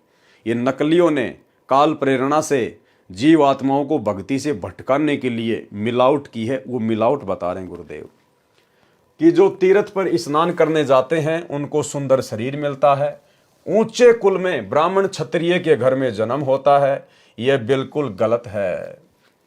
जैसा कि आप जी को पहले बताया है कि परमेश्वर कबीर जी ने अपनी महिमा का तथा भक्ति का यथार्थ ज्ञान संत गरीबदास जी, गांव छुडानी, जिला झज्जर, हरियाणा प्रांत वाले को दिया है। उनका ज्ञान योग दिव्य दृष्टि खोल दी थी। तब संत गरीबदास जी ने यथार्थ ज्ञान लिखाया है। तीर्थ पर जाने वालों को क्या मिलता है? गरीब तीर्थ बाट चले जो प्राणी, सो तो जन्म जन्म उर्झानी। वो तो जन्म जन्मांतरों तक इसी प्रकार से उलझ पुलझ रहेंगे। उनका मोक्ष नहीं हो पाएगा जो तीर्थों पर जाते हैं। क्यों? जहां तीर्थ पर कर है दानम, जो तीर्थों पर जाकर दान धर्म करते हैं, ता पर जीव मरत हैं अरबानम। अरबों जीवों की हत्या होती है वहां पर। आप जी सैकड़ों किलोमीटर जाते हो तीर्थों की यात्रा के लिए। कोई पैदल जाता है, कोई बस से, कोई ट्रेन से, कोई अपनी पर्सनल गाड़ी से। उस तीर्थ पर जाने का मान लीजिए एक फल मिलता है, और आपने उस तीर्थ पर जाते और आते समय कितने अरबों जीवों की हत्या कर दी आपने, अरबों जीवों की। और तीर्थ में नहाते समय कितने सूक्ष्म जीव आपने मार दिए वहां पर। तो कहते हैं वो तो जन्म जन्मांतरों तक उलझा रहेगा काल की भूल भुलैया में। गोते गोते पड़ी है भारम, गंगा जमुना गए केदारम। भावार्थ, जो श्रद्धालु तीर्थ स्थान के लिए जाता था वह पैदल जाता था। वर्तमान में गाड़ी से, मोटरसाइकिल से जाते हैं। रास्ते में जितने जीव यात्रा में मरते हैं वे तीर्थ यात्री के पाप कर्मों में लिखे जाते हैं। तीर्थ के अंदर जल में स्नान करने से कोई लाभ नहीं होता। यदि वहां दान करते हैं, वह दान कहीं कर लो, उसका फल अवश्य मिलता है, चाहे पशु पक्षी के जीवन में मिले। तीर्थ पर जाकर किए दान के साथ अरबों जीव मरने का पाप भी साथ लिपट गया। अब आप विचार करें कि तीर्थ स्नानार्थ जाने वालों को क्या लाभ या हानि होती है। गीता अध्याय 17 श्लोक 22 में कहा है कि कुपात्र को दिया दान लाभ के स्थान पर हानि करता है। कबीर परमेश्वर जी ने कहा है कि कबीर गुरु बिन माला फेरते, गुरु बिन देते दान, गुरु बिन दोनों निष्फल है, पूछो वेद पुराण। यानी दान केवल सुपात्र को दिया जाता है। ज्योति पाठ का पैसा केवल सुपात्र को दिया जाता है, और सुपात्र पूरी सृष्टि में केवल सतगुरु रामपाल जी हैं। इसके अलावा सब कुपात्र हैं, कुपात्र। और कुपात्र को दान धर्म का पैसा नहीं दिया जाता, ज्योति पाठ का पैसा नहीं दिया जाता है। और इन आश्रमों में जाकर आप भाई बहनों ने गुरुदेव के बेटा बेटियों को, इन कोऑर्डिनेटरों को, आश्रम संचालकों को, क्योंकि आपका दान बाद में इन्हीं के हाथों में तो जाता है। आप तो दान पेटी में डाल देते हो, लेकिन फिर वो पैसा जाता किसके हाथ में है? गुरुदेव के परिवार के हाथ में, कोऑर्डिनेटरों के हाथ में, आश्रम संचालकों के हाथ में। और आपके दान का फिर आप ही की आंखों के सामने सरेआम दुरुपयोग किया जा रहा है, क्योंकि ये कुपात्र है, ये काल प्रेरित हैं। काल इनसे आपके दान का दुरुपयोग ही करवाएगा। और आपका दान फिर कहां कहां लगाया जा रहा है? 10 एकड़ जमीन में हॉस्पिटल बनाया जा रहा है। क्या आवश्यकता है आश्रम में हॉस्पिटल बनाने की? अगर आप लोगों को बीमार होने का इतना डर है तो दुनिया भर के हॉस्पिटल है। कहीं भी अपना इलाज करवा लो। आश्रम में हॉस्पिटल खोल के भक्तों का करोड़ों रुपया बर्बाद करवाने की क्या जरूरत है? मात्र धनाना गांव में अपना आश्रम चलाने के लिए कि गांव वाले हमारा विरोध ना करें, धनाना गांव के बच्चों के लिए 1 करोड़ रुपए की लागत का बैडमिंटन का स्टेडियम बना दिया गया, जबकि गुरुदेव तो ताश खेलने के लिए भी मना करते हैं, सहयोग के लिए भी मना करते हैं। आपकी आंखों के सामने ये कुपात्र आपके दान धर्म का ज्योति पाठ के पैसों का नाजायज प्रयोग कर रहे हैं। गुंडों की सीबीआई जांच के लिए 5 लाख रुपए दे दिए गए राजपूत करणी सेना को राजस्थान के अजमेर की रैली में। जाट आरक्षण में 2-3% आरक्षण के लिए सरकार के साथ में हरियाणा के जाट लड़ाई कर रहे थे। अरे हमने बिरानी आग में जाकर कूदने की क्या आवश्यकता थी भाई? हम भगत हैं, हमने तो सतलोक में चाहिए आरक्षण, सतलोक में। और सतलोक में आरक्षण प्राप्त करने के लिए, जगह प्राप्त करने के लिए हमने धरने देने की जरूरत नहीं है, रैलियां निकालने की जरूरत नहीं है। हमारा बाप जगत सेठ है सतगुरु रामपाल जी, उसके पास कोई कमी नहीं है, कितना ही प्रतिशत आरक्षण ले लो। लेकिन उन जाटों के कहने पर और सतलोक आश्रम मैनेजमेंट हरियाणा ने, इन कोऑर्डिनेटरों ने लाखों की संख्या में भक्तों पर जाट आरक्षण में धरनों पर बैठा दिया। और कभी 11 लाख, कभी 5 लाख रुपए जाट आरक्षण संघर्ष समिति वालों को चंदे के रूप में दिए जा रहे हैं। अब वो जाट क्या करेंगे? वो हुक्का पाड़, वो नशेड़ी, वो राजनीति करने वाले लोग क्या करेंगे आपके दान धर्म का? इसलिए परमात्मा मना करते हैं कि कुपात्र को दान नहीं करना चाहिए, कुपात्र को दान नहीं करना चाहिए। एक कथा है छोटी सी द्रौपदी की, लेकिन शिक्षा बहुत गहरी है। परमात्मा ने बताया कि जब द्रौपदी अपने पिता राजा द्रुपद के घर पर थी, जब वो अनमैरिड थी, वो जनाना घाट पर अपनी सहेलियों के साथ में नहाने के लिए जाया करती थी। पूर्ण परमेश्वर को पता था, क्योंकि द्रौपदी किसी जन्म में उनकी आत्मा थी, उनकी शरण में थी। मालिक को पता था कि इस प्यारी आत्मा की शादी होने के बाद में इसके जीवन में एक ऐसी घटना घटेगी, इसको बेइज्जत किया जाएगा, इसको भरी सभा में नंगा किया जाएगा, चीरहरण होगा। इसलिए परमेश्वर ने पहले ही उससे दान लेना चाहा कपड़े का। और जब द्रौपदी अपनी सहेलियों के साथ में नहाने गई तो द्रौपदी ने देखा कि एक अंधा महात्मा और उस पानी में नहा रहा है, नदी में। द्रौपदी जब नहाकर वापस आई तब भी देखा कि महात्मा तो अभी भी वहीं खड़ा है और हाथ मार रहा है यूं हाथ। कौन था वो महात्मा? कबीर परमेश्वर सतगुरु रामपाल जी। यही परमात्मा अपनी आत्माओं के लिए 100 छल छिद्र करते हैं। 100 छल छिद्र मैं करूं अपने जन के काज। द्रौपदी ने ध्यान से देखा तो पता चला कि महात्मा जी तो नंगा है।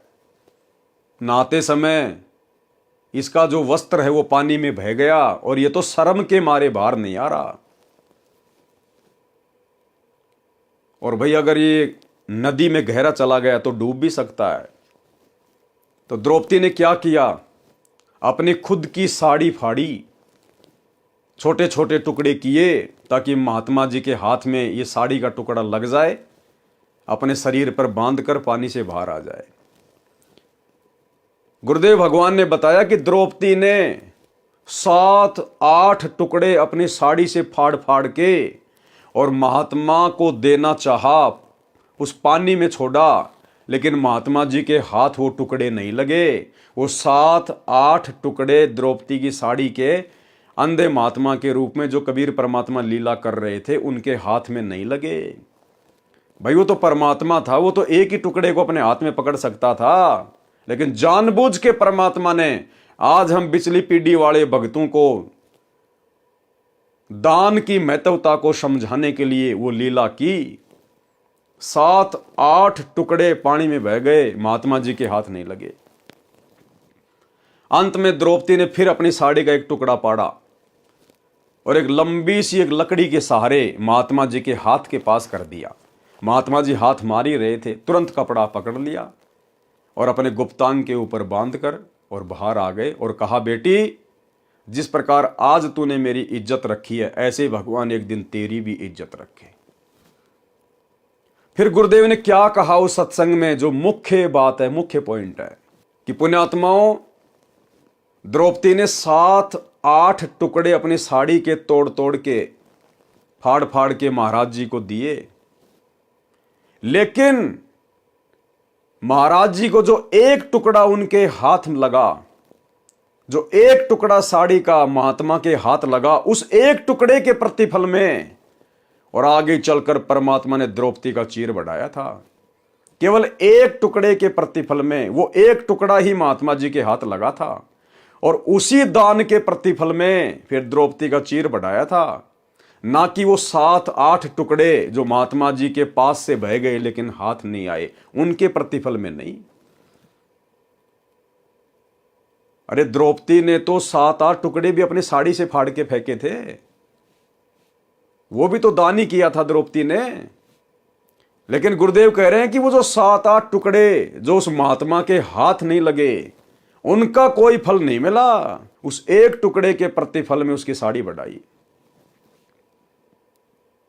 पहले आप ये सत्संग सुन लीजिए भाई और बहनों, सुनिए।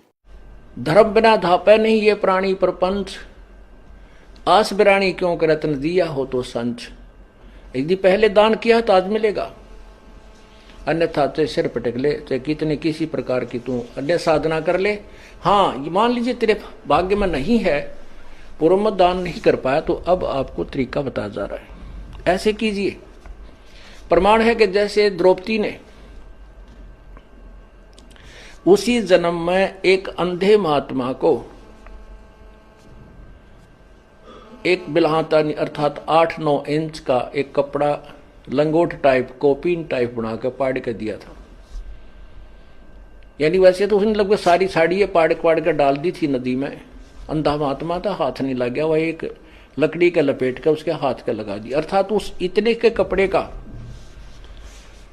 दान का इसी जन्म में भी परमात्मा ने उसको लाभ दे दिया। यानी वैसे तो उसने लगभग सारी साड़ी पाड़ के डाल दी थी नदी में। अंधा महात्मा था, हाथ नहीं लग गया, वह एक लकड़ी के लपेट के उसके हाथ के लगा दिया। अर्थात उस इतने के कपड़े का दान का इसी जन्म में भी परमात्मा ने उसको लाभ दे दिया, क्योंकि वो सुपात्र को दान किया गया था। वो परमात्मा कहता है कि जो जन मेरी शरण है ताका हूं मैं दास, गेल गेल ला गया फिरूं जब तक धरती आकाश। तो भाई और बहनों, सत्संग आपने सुन लिया। केवल उस एक साड़ी के टुकड़े के प्रतिफल में ही परमात्मा ने द्रौपदी का चीर बढ़ाया। बाकी जो 7-8 साड़ी के टुकड़े थे जो महात्मा जी के हाथ नहीं लगे, उनके प्रतिफल में नहीं। तो विचार करो, जो भाई बहन इन आश्रमों में जाकर इन कुपात्रों को ज्योति पाठ और दान का पैसा दे रहे हैं, इनको क्या मिलेगा?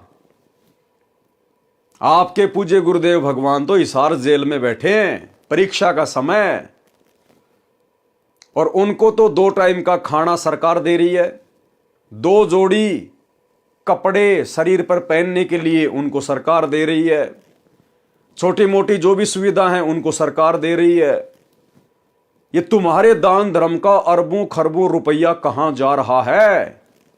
तुम्हारे गुरु के तो तुम्हारा 1 रुपया भी हाथ नहीं लग रहा, क्योंकि तुमने तो इन कुपात्रों को दिया सारा का सारा दान धर्म, अपने गुरु को तो दिया ही नहीं।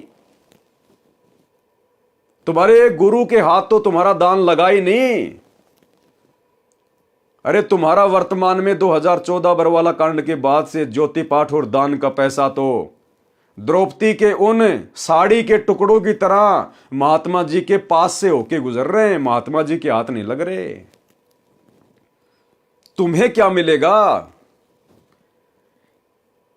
वो सत्संग हमें शिक्षा देता है, जो साड़ी का टुकड़ा महात्मा के हाथ लगा, उसी के प्रतिफल में महात्मा जी ने द्रौपदी का चीर बढ़ाया। तो आप भाई बहनों का वर्तमान में जो दान धर्म है, ज्योति पाठ का पैसा है, 10वें अंश का पैसा है, आप किसके हाथों में दे रहे हो? दान गुरु के हाथ में दिया जाता है या अपने गुरु भाइयों के हाथ में दिया जाता है? दान गुरु के हाथ में देने से सफल होता है या गुरु भाइयों के हाथों में देने से? गुरु बिन माला फेरते, गुरु बिन देते दान, गुरु बिन दोनों निष्फल है, चाहे पूछो वेद पुराण। चलो आपने दे दिया, उसके बाद कम से कम ये तो देखो अब तुम्हारे दान का क्या किया जा रहा है, दुरुपयोग। तुम्हारी आंखों के सामने उसी आश्रम में हॉस्पिटल बनाया जा रहा है, तुम्हारी आंखों के सामने उसी धनाना गांव में 1 करोड़ रुपए का बैडमिंटन का स्टेडियम बना दिया गया, तुम्हारे गुरुदेव की मर्यादाओं की धज्जियां उड़ा दी गई। कौन उड़वा रहा है? तुम लोग। ये दान धर्म का पैसा देके इनको पात्रों को तुम लोग अपने गुरुजी की मर्यादाओं की धज्जियां उड़ा रहे हो। अगर तुम इनको पात्रों का सहयोग ना करो आर्थिक रूप से या शारीरिक रूप से, तो ये बकवाद कहां से करेंगे? गुरुदेव के परिवार को, इन कोऑर्डिनेटरों को बकवाद करने के लिए सहयोग कौन कर रहा है? संगत, राजनीति की जा रही है आप लोगों के सहयोग से। राजनेताओं की रैलियों में कौन जाता है? एक पीले पर्चे का आदेश सुनकर। कोऑर्डिनेटरों के आदेश से राजनीतियों में कौन जाता है? नेताओं की रैलियों में धक्के कौन खाते हैं? आप संगत वाले, आप लोग सहयोग कर रहे हो, आप दोषी बन रहे हो। तो भाई और बहनों, इसलिए ये दास बार बार कहता है कि जितना संघर्ष और प्रयास सतगुरुदेव भगवान हमें अपने धरती पर रहते सहते सतलोक ले चलने के लिए कर रहे हैं, उससे कहीं ज्यादा प्रयास ये काल हम आत्माओं को सतगुरु के रहते रहते सतलोक जाने से रोकने के लिए कर रहा है। और ये 2014 बरवाला कांड के बाद ये परीक्षा चल रही है। वो समर्थ हिसार जेल में बैठ के यही सब कुछ देख रहा है कि कौन किस लायक है, किसने क्या सीखा है। अगर यूं भेड़ चाल में चलना था तो फिर सच्चे गुरु की शरण में आकर तत्व ज्ञान लेने की आवश्यकता क्या थी? अरे ऐसी भेड़ चाल में तो नकली संतों के शिष्य भी नहीं चलते। वो भी सोच समझ कर दान धर्म करते कि हमारे दान धर्म का कहां उपयोग हो रहा है। और आप लोगों को तो गुरुदेव ने 4 आंखें दे रखी हैं। 2 तो ये चरम दृष्टि वाली और 2 हृदय की आंखें, आत्मा की आंखें, ज्ञान वाली आंखें, तत्व ज्ञान वाली आंखें। फिर भी आप लोग अंधे बने बैठे हो। भाई परिणाम भोगने पड़ेंगे। गीता अध्याय 17 श्लोक 22 में कहा है कि कुपात्र को दिया दान लाभ के स्थान पर हानि करता है। कबीर परमेश्वर जी ने कहा है कि कबीर गुरु बिन माला फेरते, गुरु बिन देते दान, गुरु बिन दोनों निष्फल है, पूछो वेद पुराण। इंद्रियों को हट करके साधते हैं वह व्यर्थ प्रयत्न है। नाम साधना करने से इंद्रियों पर अपने आप आवश्यक संयम हो जाता है। व्रत करने से आध्यात्मिक कुछ भी लाभ नहीं है। गीता अध्याय 6 श्लोक 16 में कहा है कि हे अर्जुन, ये योग यानी भक्ति न तो बिल्कुल न खाने वाले की यानी व्रत रखने वाले की सफल होती है, और न अधिक खाने वाले की, न अधिक सोने वाले की, न बिल्कुल ना सोने वाले की सफल होती है।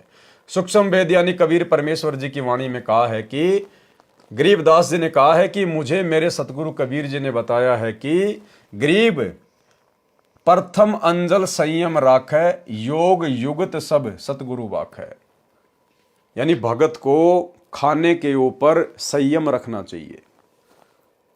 भगत ने इतना भी नहीं खाना चाहिए कि भक्ति बने ना, नींद आने लग जाए, शरीर टूटने लग जाए, और इतना थोड़ा भी नहीं खाना चाहिए कि बार बार भोजन याद आए, बार बार भोजन याद आए।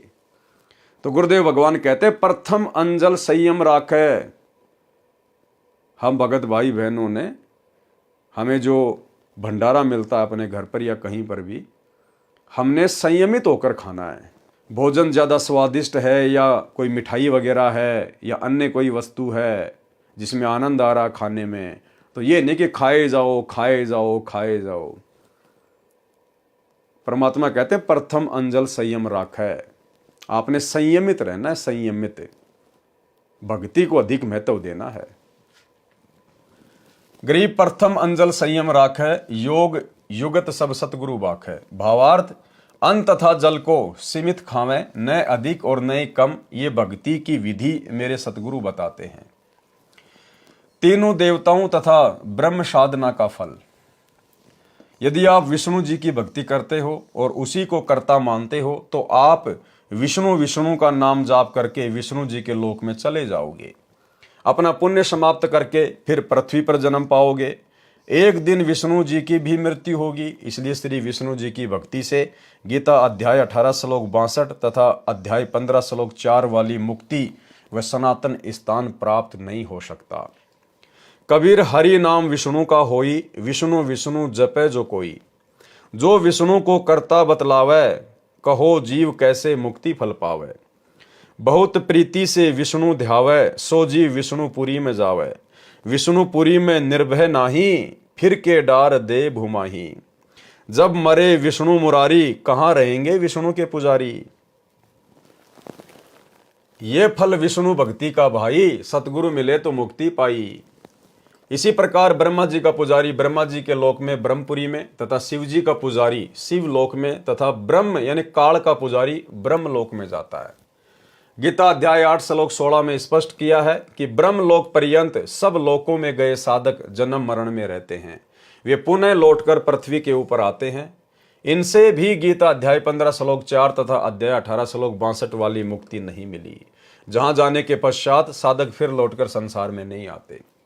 सनातन परम धाम तथा परम शांति प्राप्त होगी। परम शांति उसी को प्राप्त होती है जिसका फिर जन्म कभी न हो, सदा युवा बना रहे, कभी मृत्यु न हो। सब सूर्य यानी देवता तथा ऋषि मुनि उपरोक्त प्रभुओं की पूजा सेवा करते हैं, इसलिए उनको मोक्ष प्राप्त नहीं होता।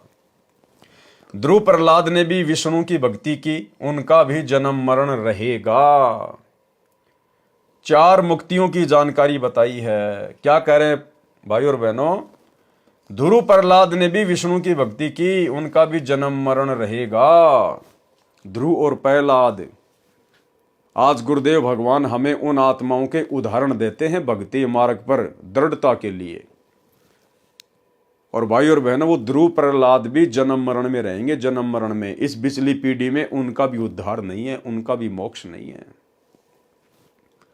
इसलिए गुरुदेव भगवान कहते हैं कि तुम कितनी पुण्य आत्माओं हो, तुम्हारी महिमा मैं भी नहीं कर सकता।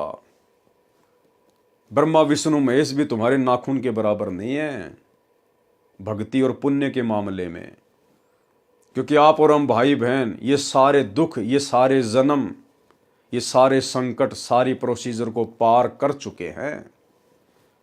आप और हमारा पूर्ण मोक्ष प्राप्ति वाली लाइन में नंबर है।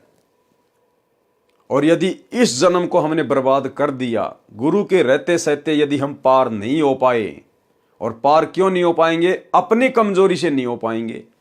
बाकी गुरुदेव ने तो कोई कमजोरी छोड़ी नहीं है, कोई कमी छोड़ी नहीं है। हर प्रकार से परमात्मा ने मोक्ष के प्राइम टाइम में लाके खड़ा कर दिया है। लोहा गर्म है बिल्कुल, सिर्फ चोट मारने की कमी है। तो भाई और बहनों, आप और हम क्या हैं जिस ध्रुव प्रहलाद के दुनिया किस्से कहानियां गाती हैं, जिनकी चर्चा है बच्चे बच्चे की जुबान पर, जिनका नाम है, जिनके इतिहास हैं। भाई और बहनों, आज वो भी इस मोक्ष प्राप्ति की लाइन में नहीं है, उनका भी इतना सौभाग्य नहीं है जो आप और हमारा है। उस परमेश्वर के लिए, सतगुरु रामपाल जी भगवान के लिए ध्रुव प्रहलाद भी इतनी प्यारी आत्मा नहीं है जितनी आप और हम हैं। और उसके बावजूद हमें गुरुदेव ने साध संगति से जोड़ दिया, मोक्ष प्राप्ति के ट्रेनिंग सेंटर से जोड़ दिया। अगर इस समय भी हम कोई गलती कर जाएंगे, अपनी कोई कमजोरी दिखा देंगे, तो भाई और बहनों फिर परमेश्वर हमसे कितने नाराज होंगे। और फिर कहते हैं, जानबूझ सांची तजे करे झूठ से ने, जाकी संगत है प्रभु शौपन में भी ना दे। फिर ये परमात्मा लंबे समय तक नहीं संभालेगा, लंबे समय तक। इसलिए गुरुदेव भगवान की इस रजा को हमने समझना होगा। ध्रुव प्रहलाद ने भी विष्णु की भक्ति की, उनका भी जन्म मरण रहेगा। 4 मुक्तियों की जानकारी बताई है। नंबर 1 सामीप्य, नंबर 2 सायुज्य, नंबर 3 सारूप्य, नंबर 4 सालोक्या। ये चारों मुक्तियों को प्राप्त भी जन्म मरण में रहते हैं। और 5वीं मुक्ति है सतलोक वाली मुक्ति, सतलोक वाली मुक्ति। इंद्र का शासनकाल 72 चतुर्युग का होता है। उपरोक्त विवरण 42 से 52 तक का है। उसके पश्चात देवताओं का राजा इंद्र भी मृत्यु को प्राप्त होकर पृथ्वी पर गधे का शरीर धारण करता है।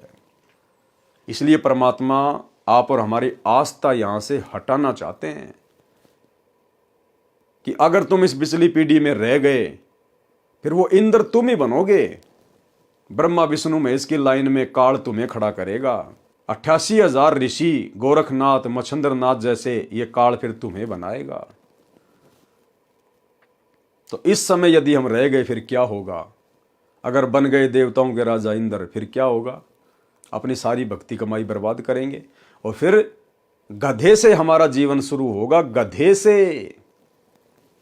आज हम मनुष्य शरीर में हैं, हम विचार कर सकते हैं गधे का जीवन और एक इंसान का जीवन। आज हमें परमेश्वर ने ये बुद्धि प्रदान की हुई है, हम लोग विचार कर सकते हैं, चिंतन मनन कर सकते हैं, किसी निष्कर्ष पर पहुंच सकते हैं। अन्य योनियों में फिर ये चिंतन मनन करने की हमें फिर ये सुविधा प्राप्त नहीं होगी। इसलिए परमात्मा कहते हैं मानुष जन्म पाई कर खोवे और सतगुरु विमुखा फिर युग युग रोवे। इंद्र का शासनकाल 72 चतुर्युग का होता है। उपरोक्त विवरण पृष्ठ 42 से 52 तक का है। उसके पश्चात देवताओं का राजा इंद्र भी मृत्यु को प्राप्त होकर पृथ्वी पर गधे का शरीर धारण करता है। एक हरि की भक्ति बिन राजा गधा होए, माटी लदे कुम्हार की घास न डाले कोई। तो ये देवताओं का राजा भी फिर गधा बनेगा। पृष्ठ 53 पर लिखा है अनाम अक्षर के माही, नी अक्षर कोई जानत नाही। भावार्थ, अनाम कहा जाने वाला सार शब्द अक्षर में है, परंतु वह वेदों, गीता, पुराण में लिखे अक्षर ज्ञान में नहीं है, इसलिए नी अक्षर कहा जाता है। भवतारण बोध पृष्ठ 54 पर धर्मदास जी ने कहा कि मैंने सत्य कबीर नाम आपका जाना। आपने कबीर नाम किस लिए रखा? भवतारण बोध 55 पर परमेश्वर कबीर जी ने उत्तर दिया, कबीर दे नहीं और दर्शय देही, रहे सदा जहां पुरुष विदेही। आदि पुरुष नी अक्षर जाना, देई धर्म प्रकट आना।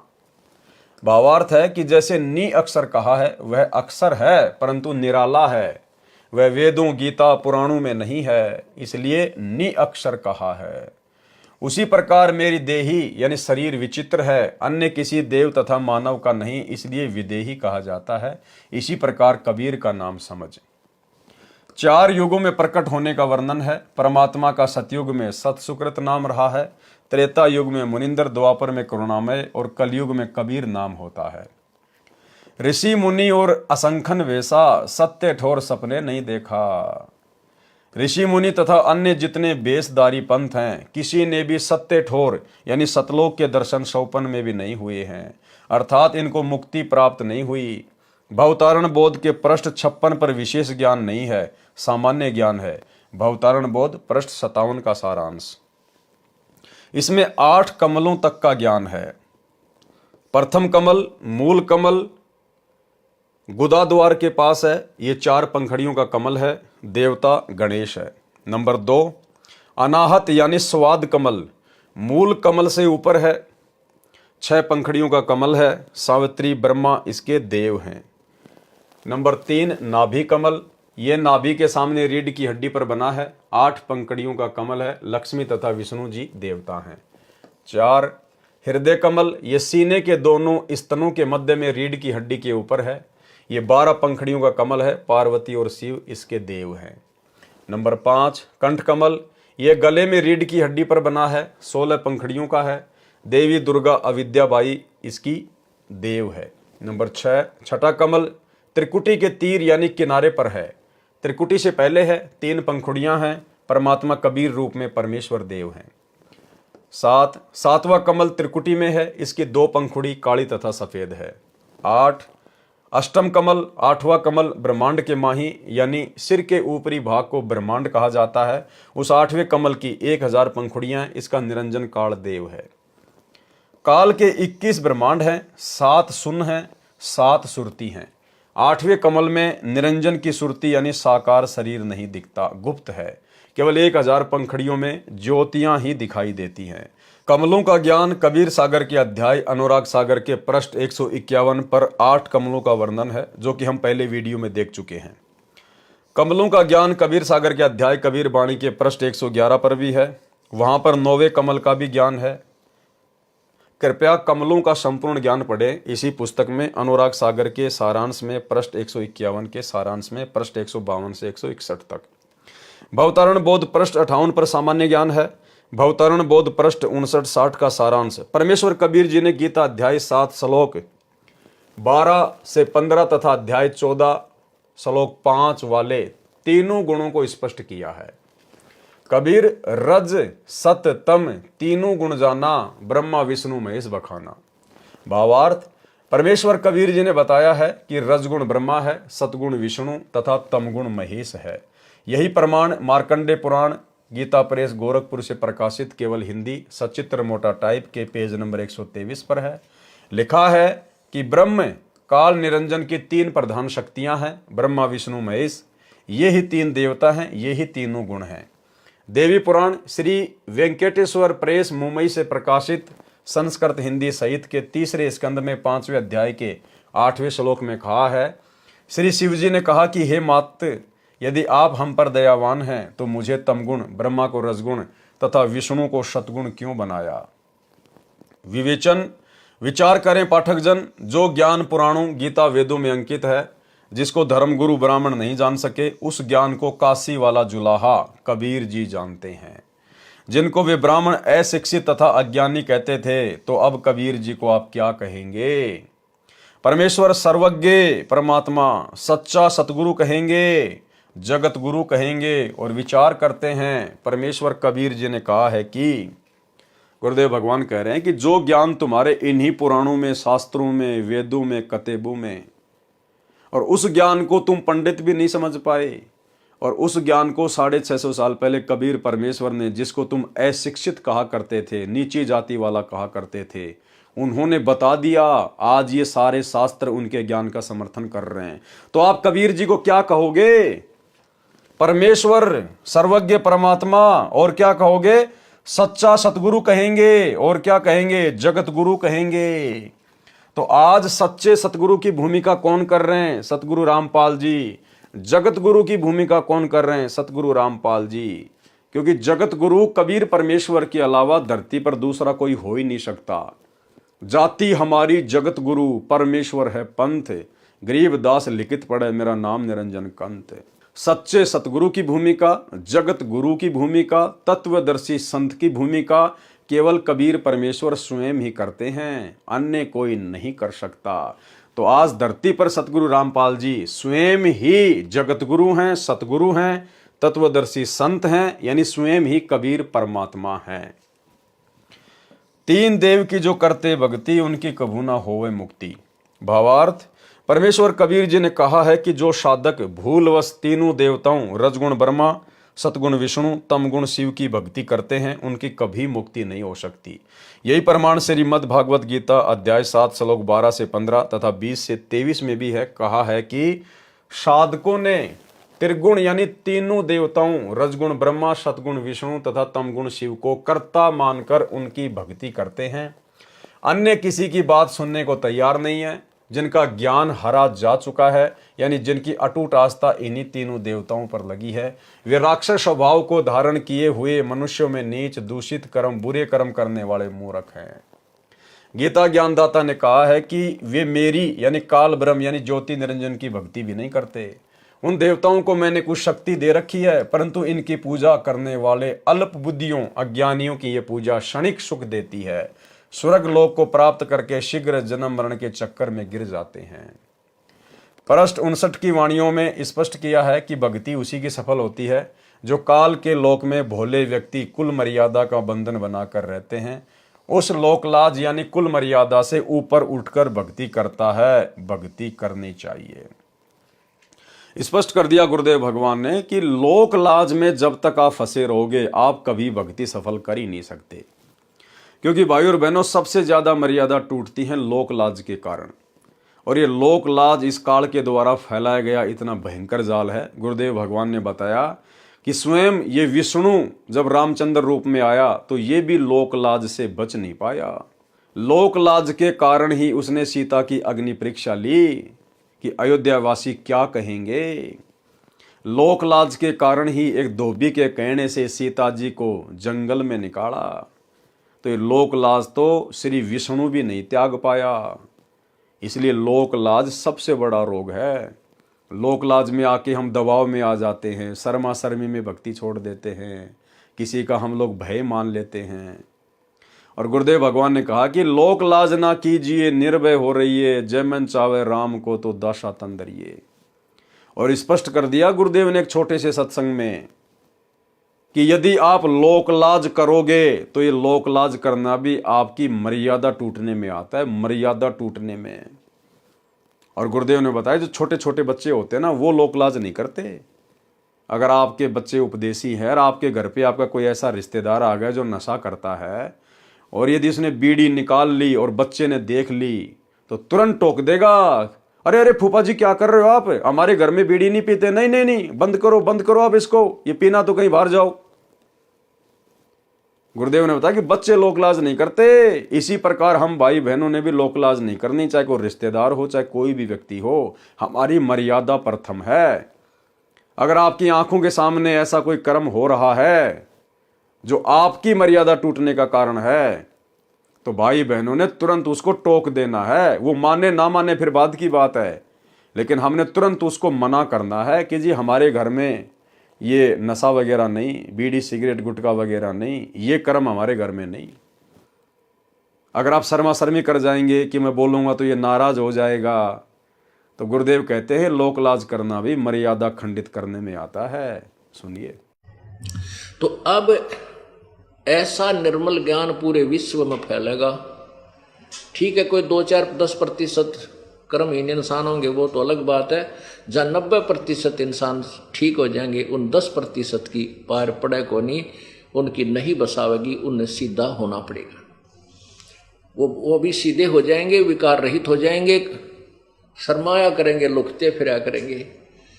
अब विचार करना, हमारे जो भक्त हैं, हमारे भक्तों के भगत तो थोड़े बहुत शर्मा जाते हैं रिश्तेदार ने नू के हमारे घर में बीड़ी ना पिए। हालांकि वो ना ऐसा शर्माना लोकलाज करना नाम खंड करता है। हालांकि वो ना ऐसा शर्माना लोकलाज करना नाम खंड करता है। हालांकि वो ना ऐसा शर्माना लोकलाज करना नाम खंड करता है। लेकिन बालक तुरंत कह देते कि हमारे घर में बीड़ी नहीं पियोगे आप। तो फिर वो जो बीड़ी शराब पीने वाले हमारे भक्तों के घर में आ भी जाते हैं, तो कहीं छुप के गली में बाहर बैठ के जो करकाओं के देखो बालक तना देख ले इनका, आके फिर टोक दे तू बीड़ी पियो है। तो ऐसे डरा करेंगे फिर ये पाप करते हुए, और धीरे धीरे फिर ये बुराई छूट जाएगी, एक दूसरे को देख कर छोड़ेंगे। तो भाई बहनों, हमने लोकलाज बिल्कुल नहीं करनी है। हमारी मर्यादा प्रथम है, हमारी भक्ति प्रथम है। ये समाज प्रथम नहीं है, रिश्तेदार प्रथम नहीं है, हमारी भक्ति और मर्यादा प्रथम है। पृष्ठ 60 पर सामान्य ज्ञान है। भक्ति करे मुक्ति फल पावे, हमरे सत्य लोक में आवे। भवतारण बोध पृष्ठ 61-62 पर वाणी है। माया और ब्रह्म काल अरु रज सततम है त्रिदेव, इन सभी को छोड़कर करो नि अक्षर की सेव। भावार्थ, दुर्गा देवी तथा काल ब्रह्म तथा तीनों देवताओं को इष्ट मानकर भक्ति त्याग कर निअक्षर यानी पूर्ण परमात्मा की भक्ति आदि नाम सार नाम से करो। कबीर सागर के अध्याय भवतारण बोध का सारांश संपूर्ण हुआ। सत साहिब। अध्याय मुक्ति बोध का सारांश, पेज नंबर 324। कबीर सागर में 20वां अध्याय मुक्ति बोध पेज नंबर 63 पर है। पृष्ठ 63 पर आदि नाम की महिमा है। कबीर साखी पद बोले बहुवानी, आदि नाम कोई बिरला जानी। वो जो आदि नाम है ना, जो सार शब्द है, उसके बारे में तो कोई बिरला ही जान पाता है, कोई बिरला ही। क्योंकि सब अपने गुरु को नहीं पहचान पाते, सभी अपने गुरु को परमात्मा के रूप में नहीं लेते, सभी अपने गुरु को अपना इष्ट नहीं मान पाते। इसीलिए तो गरीबदास जी महाराज जी ने कहा है कि दास गरीब कह नर लोई, और सतगुरु चीन्ह बिरला कोई। सतगुरु को तो कोई बिरला ही होंगे जो पहचान पाएंगे। जिस प्रकार से आज गुरुदेव के विशेष आशीर्वाद से हम सत्सेवक भाई बहनों ने सतगुरु को पहचान लिया है, सार शब्द को पहचान लिया, अपने मालिक को पहचान लिया है, और हम उनके साथ में वही व्यवहार, वही आध्यात्मिक क्रियाएं कर रहे हैं जो क्रिया परमेश्वर के साथ की जाती है। इसलिए भाई और बहनों, यहाँ कहा जा रहा है, कबीर साखी पद बोले बहुवानी, आदि नाम कोई बिरला जानी। आदि नाम निज सार है बूझ लियो हो हंस, जिन जान्या निज नाम को अमर भये ते वंश। आदि नाम निज मंत्र है और मंत्र सब छार, कहे कबीर निज नाम बिना बूढ़ मरा संसार। मुक्तिबोध पेज 64 का सारांश है। आदि नाम नी अक्षर सांचा, जाते जीव काल सो बाचा। नी अक्षर धुन जहां होई, ताही जपे नर बिरला होई। जाके बल आवे संसारा, ताही जपे नर हो भव पारा। गुप्त नाम गुरु बिन नहीं पावे, पूरा गुरु हो सोई लखावे। सार मंत्र लखे जो कोई, विष दर मंडवा निर्मल होई।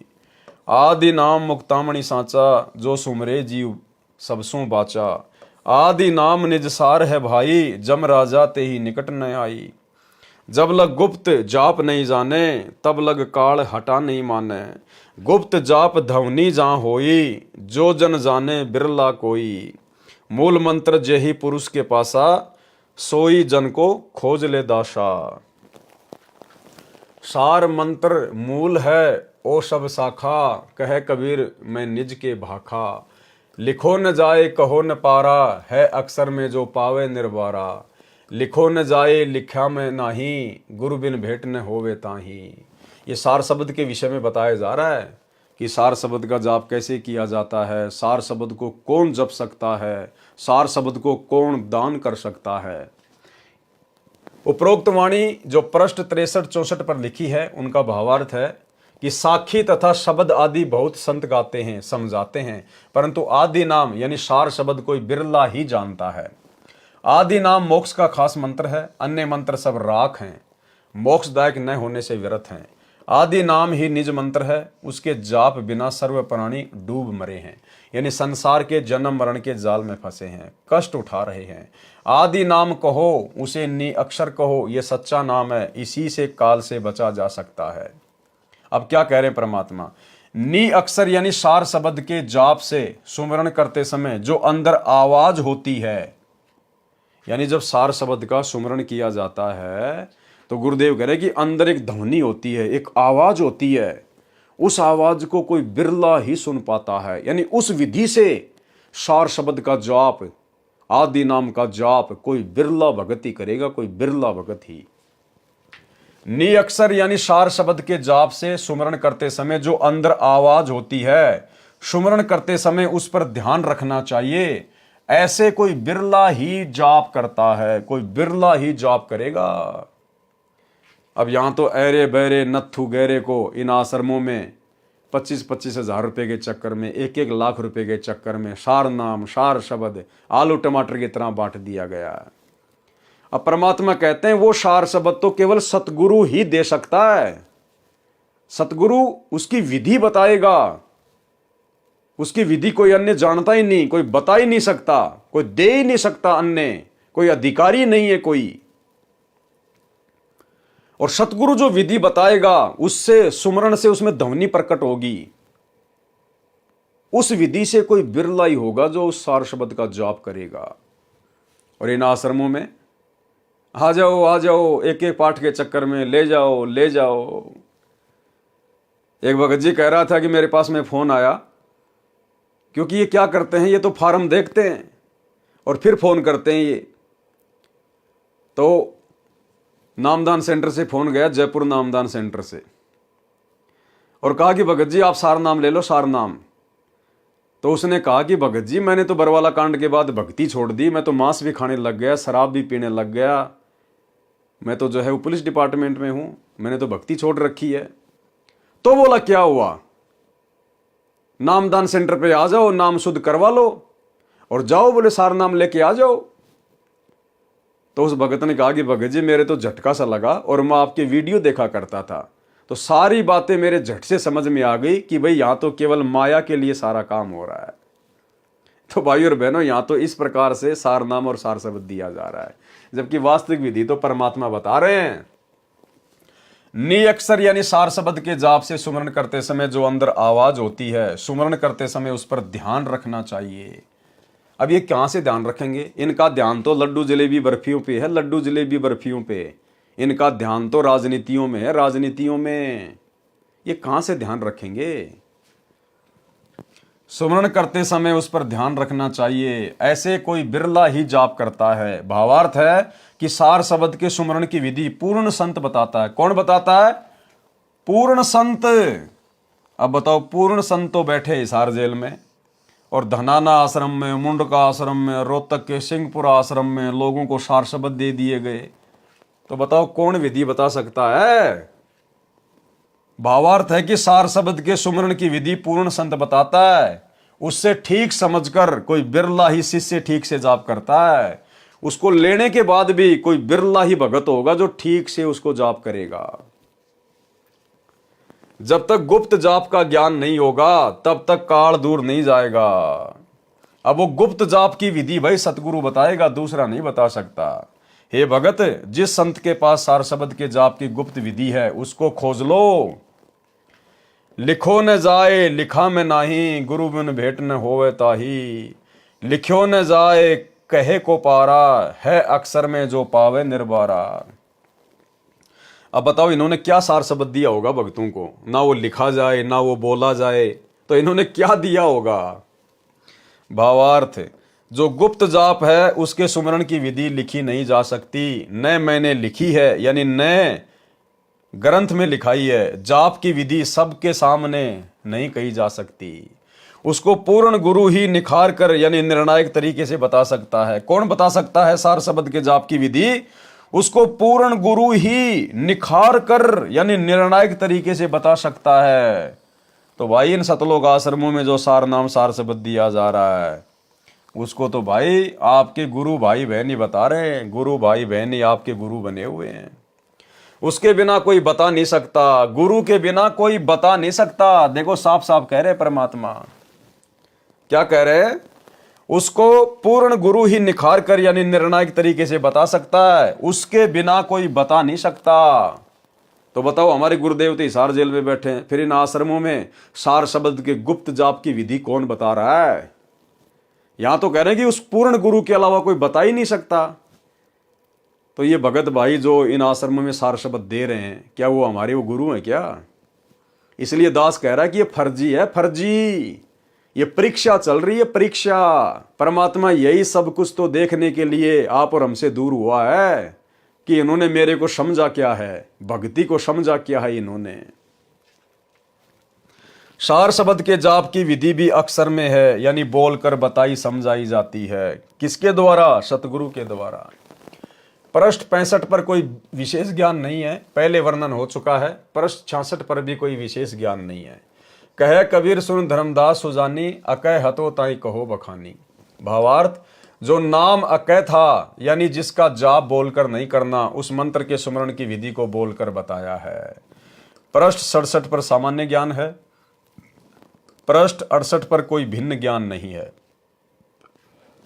यहां वहां हम दोनों ठाऊं, सत्य कबीर कली में मेरा नाऊ। गुप्त जाप है अगम अपारा, ताही जपे नर उतरे पारा। कबीर जैसे फनपति मंत्र सुन, राखे फन सिकोड़। ऐसे वीरा सार नाम से काल रहे मुख मोड़। सोहम शब्द नी अक्षर बासा, ताही भिन कर जपिए दासा।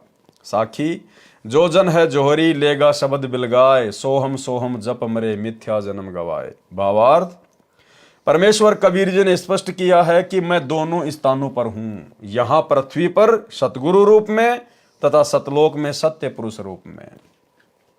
क्या कहा कबीर परमेश्वर ने? कि मैं दोनों जगहों पर हूं। नीचे पृथ्वी पर सतगुरु रूप में और ऊपर सतलोक में सत्य पुरुष रूप में। तो भाई नीचे पृथ्वी पर वर्तमान में सतगुरु रूप में कौन है? कौन है? सतगुरु रामपाल जी। तो कौन हुए सतगुरु रामपाल जी? स्वयं सत्य पुरुष, स्वयं कबीर परमात्मा। परमेश्वर कबीर जी ने स्पष्ट किया है कि मैं दोनों स्थानों पर हूं। यहां पृथ्वी पर सतगुरु रूप में तथा सतलोक में सत्य पुरुष रूप में। कलयुग में मेरा नाम सत्य कबीर नाम चलेगा। गुप्त नाम का जाप किया जाता है जिसकी शक्ति अपार है। मेरे सार नाम के सामने काल ब्रह्म ऐसे मुख मोड़कर भाग जाता है जैसे गारडू के मंत्र को सुनकर सर्प अपने फन को इकट्ठा करके भाग जाता है। सोहम शब्द का योग सार नाम के साथ है। उसका जाप भिन्न भिन्न करके किया जाता है। यदि कोई अकेला सोहम मंत्र का जाप करता है वह अपना जन्म व्यर्थ कर रहा है। जो भगत जोहरी यानी सुमरण भेद का जानने वाला है वह भिन्न भिन्न करके जाप करेगा। मुक्ति बोध पृष्ठ 69 का सारांश। तब साहिब अस बोले बाती, लेऊं छुड़ाए राखूं निज साथी। तुमको दीनी भक्ति अपारा, नाम जपो तुम अजर हमारा। श्रवण माही कह दीन्या भाई, तो ने विवेक आ बैठाई। नाम सुने मोर मोह कह पावे, जम जालिम ते देख डरावे। सब कहे नाम सुनाऊं, जो आवे हम पास। शब्द हमारा सत्य है, मानो दृढ़ विश्वास। भावार्थ, धर्मदास जी ने बताया कि मेरे को परमेश्वर कबीर जी ने ऐसे कहा कि जो मेरा नाम जपता है उसको काल से छुड़ाकर अपने पास रखूंगा। जो मेरा नाम सतगुरु से सुनकर जाप करेगा वह मेरे पास आएगा। मैंने तेरे कान में आदि नाम बोलकर सुना दिया है, उसका विवेक करा दिया है। जब मैं कबीर परमेश्वर तेरे को नाम दान का आदेश दूंगा तब वह सार नाम अधिकारी को नाम सुनाओ। इस बात का विश्वास रख धर्मदास, हमारा मोक्ष मंत्र सत्य है। पृष्ठ 70 पर सामान्य ज्ञान है। मुक्ति बोध पृष्ठ 71 पर। जिन जिन नाम सुना है काना, नरक न परे होई मुक्ति निदाना। आदि नाम जय श्रवण नाही, निश्चय सो जीव जम घर जाई। अक्सर गुप्त सोई में भाखा, और शब्द सवाल अभिलाषा। भावार्थ, परमेश्वर कबीर जी ने कहा कि जिन जिन के कान में सार नाम पड़ा है, यानी जिनको सार नाम सुनाया गया है, जैसे कई भगत आसपास बैठे हों तो सार शब्द कान में सुनाया जाता है। जब अधिक भगत सार नाम लेने वाले हैं तो ऊंचा बोलकर सुनाया जाता है, वह भी कान में सुनाना ही कहा जाता है।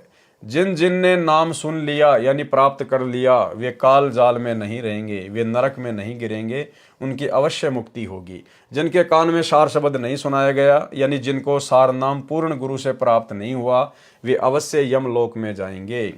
जो गुरु कहते हैं कि सार नाम को बोलकर नहीं सुनाया जाता, आत्मा में प्रवेश किया जाता है, वे गलत कहते हैं। जो गुप्त अक्षर यानी गुप्त सार नाम अक्षर में है वह मैंने बोल सुनाया है। मुक्ति बोध पृष्ठ 72 का सारांश।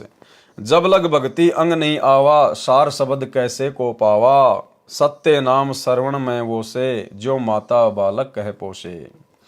भावार्थ, परमेश्वर कबीर जी ने स्पष्ट किया है कि जब तक प्रथम नाम तथा सतनाम के जाप से भगत के शरीर में भक्ति प्रवेश नहीं होगी, यानी दोनों मंत्रों की भक्ति कमाई संग्रह नहीं होगी, उसको सार शब्द कैसे दिया जा सकता है।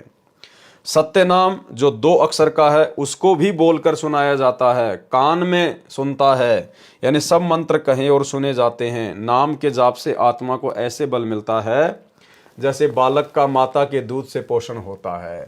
मुक्ति बोध का पृष्ठ 73 का सारांश। इस पृष्ठ पर भी सामान्य ज्ञान है। जब लग सार नाम गुरु नहीं बतावे, तब लग प्राणी मुक्ति नहीं पावे। जब लग सार नाम गुरु नहीं बतावे। अब बताओ, यहां तो हमारे गुरु भाई बता रहे हैं इन आश्रमों में तो, सार नाम बिन सीप बिन मोती, उपज खपे बिना हर खेती। आदि नाम है अक्षर माही, बिन गुरु नरक छूटे नाही। सोहम में नी अक्षर रहाई, बिन गुरु कौन दे है लखाई। भावार्थ, जब तक शिष्य सार शब्द को प्राप्त करने योग्य नहीं होता तो उसको सार शब्द नहीं दिया जाता। जब तक सार शब्द नहीं मिलेगा तब तक मोक्ष नहीं हो सकता।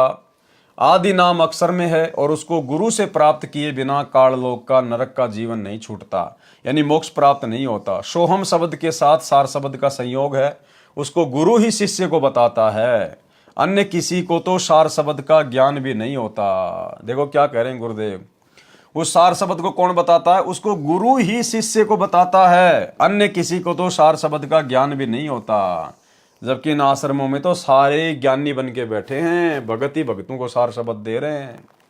सार शब्द बिना तो ये मानव शरीर ऐसा है जैसे सीप में मोती न हो तो उसकी कोई कीमत नहीं होती। इसी प्रकार मानव शरीरधारी प्राणी सार शब्द बिना व्यर्थ जीवन जीता है। मुक्ति बोध पृष्ठ 74 का सारांश। इस पृष्ठ पर भी सामान्य ज्ञान है जो पूर्व के अध्याय में वर्णन किया जा चुका है। इससे वाणी लेकर सार निकालता हूं। जाको है गुरु का विश्वासा, निश्चय जाए पुरुष के पाशा। अक्षर आदि निज नाम सुनाऊं, जना मरण का भ्रम मिटाऊं। सोहम संग आए संसारा, सो गुरु दीजे मोहे उपचारा।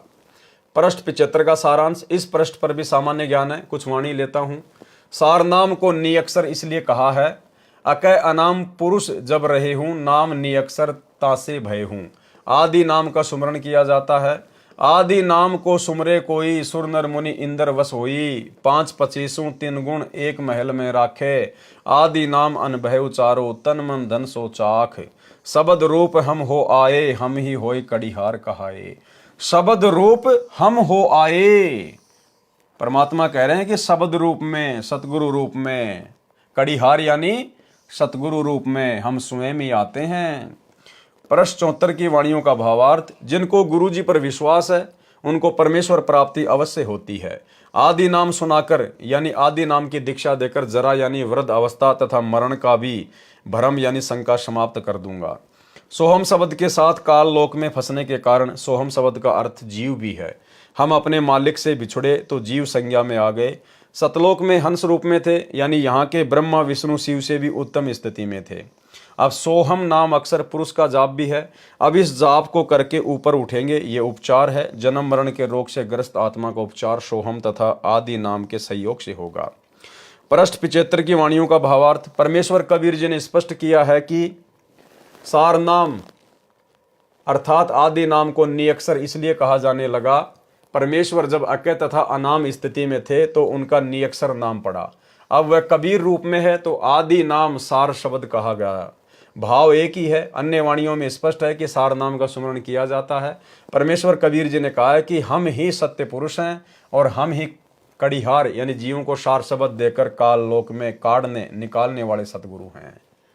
सत्य पुरुष खुद ही सतगुरु की भूमिका करते हैं, कड़िहार की भूमिका करते हैं। कड़िहार कौन होता है? जीव आत्माओं को यहां से काढ़ने वाला। काढ़ना राजस्थान और हरियाणा में कहते हैं निकालना। काढ़ लोक से आत्माओं को काढ़ना, निकालना। तो सतगुरु स्वयं ही सत्य पुरुष होता है। परमेश्वर कबीर जी ने कहा है कि हम ही सतगुरु हैं और हम ही कड़िहार यानी जीवों को सार शब्द देकर काढ़ लोक से काढ़ने यानी निकालने वाले सतगुरु हैं। मुक्ति बोध अध्याय के प्रश्न 76 से 80 तक सामान्य ज्ञान है तथा पहले के अध्याय में वर्णन हो चुका है। कबीर सागर के अध्याय मुक्ति बोध का सारांश संपूर्ण हुआ। सत्य साहेब। तो भाई और बहनों, आज की वीडियो में हम केवल इतना ही लेंगे। परमेश्वर की रजा से, उनकी दया से धीरे धीरे हम लोग आगे बढ़ेंगे और कहीं कहीं परमात्मा आप और हम सत्सेवक भाई बहनों के विश्वास के लिए बहुत ही गहरी और गूढ़ बातें लिख देते हैं और बाकी जो हमारे जगत वाले भाई बहन हैं, परमेश्वर उनके मतलब की भी बीच बीच में सारी बातें लिख रहे हैं। तो हम भाई बहन यदि गुरुदेव भगवान के कर कमल से लिखित इन पुस्तकों को पढ़ेंगे, सुनेंगे, तो भी हम ढेर सारे पुण्य के भागी बनते हैं, क्योंकि गुरुदेव भगवान ने जो लिखा हुआ है हमने उसको छोड़ना नहीं है। हमने कंप्लीट इसको पढ़ना है, इसको हमने कंप्लीट ही लेकर चलना है, क्योंकि परमात्मा ने लिखा है तो ज़रूर वो विशेष है। भले हमें समझ में ना आए, भले वर्तमान में हमारे मतलब की उसमें कोई बातें ना हो, लेकिन गुरुदेव ने लिखा है तो हमने उसको पढ़ना भी होगा, अन्यथा गुरुदेव ने कोई फालतू में थोड़ा ना लिखा है। तो भाई और बहनों, आज की वीडियो में केवल इतना ही। कल रात्रि 8 बजे सभी भाई बहन फिर से लाइव जुड़िए। तब तक गुरुदेव भगवान हम सबको आज्ञा दें, इजाज़त दें, आशीर्वाद दें। बंदी छोड़ सतगुरु रामपाल जी भगवान की जय हो।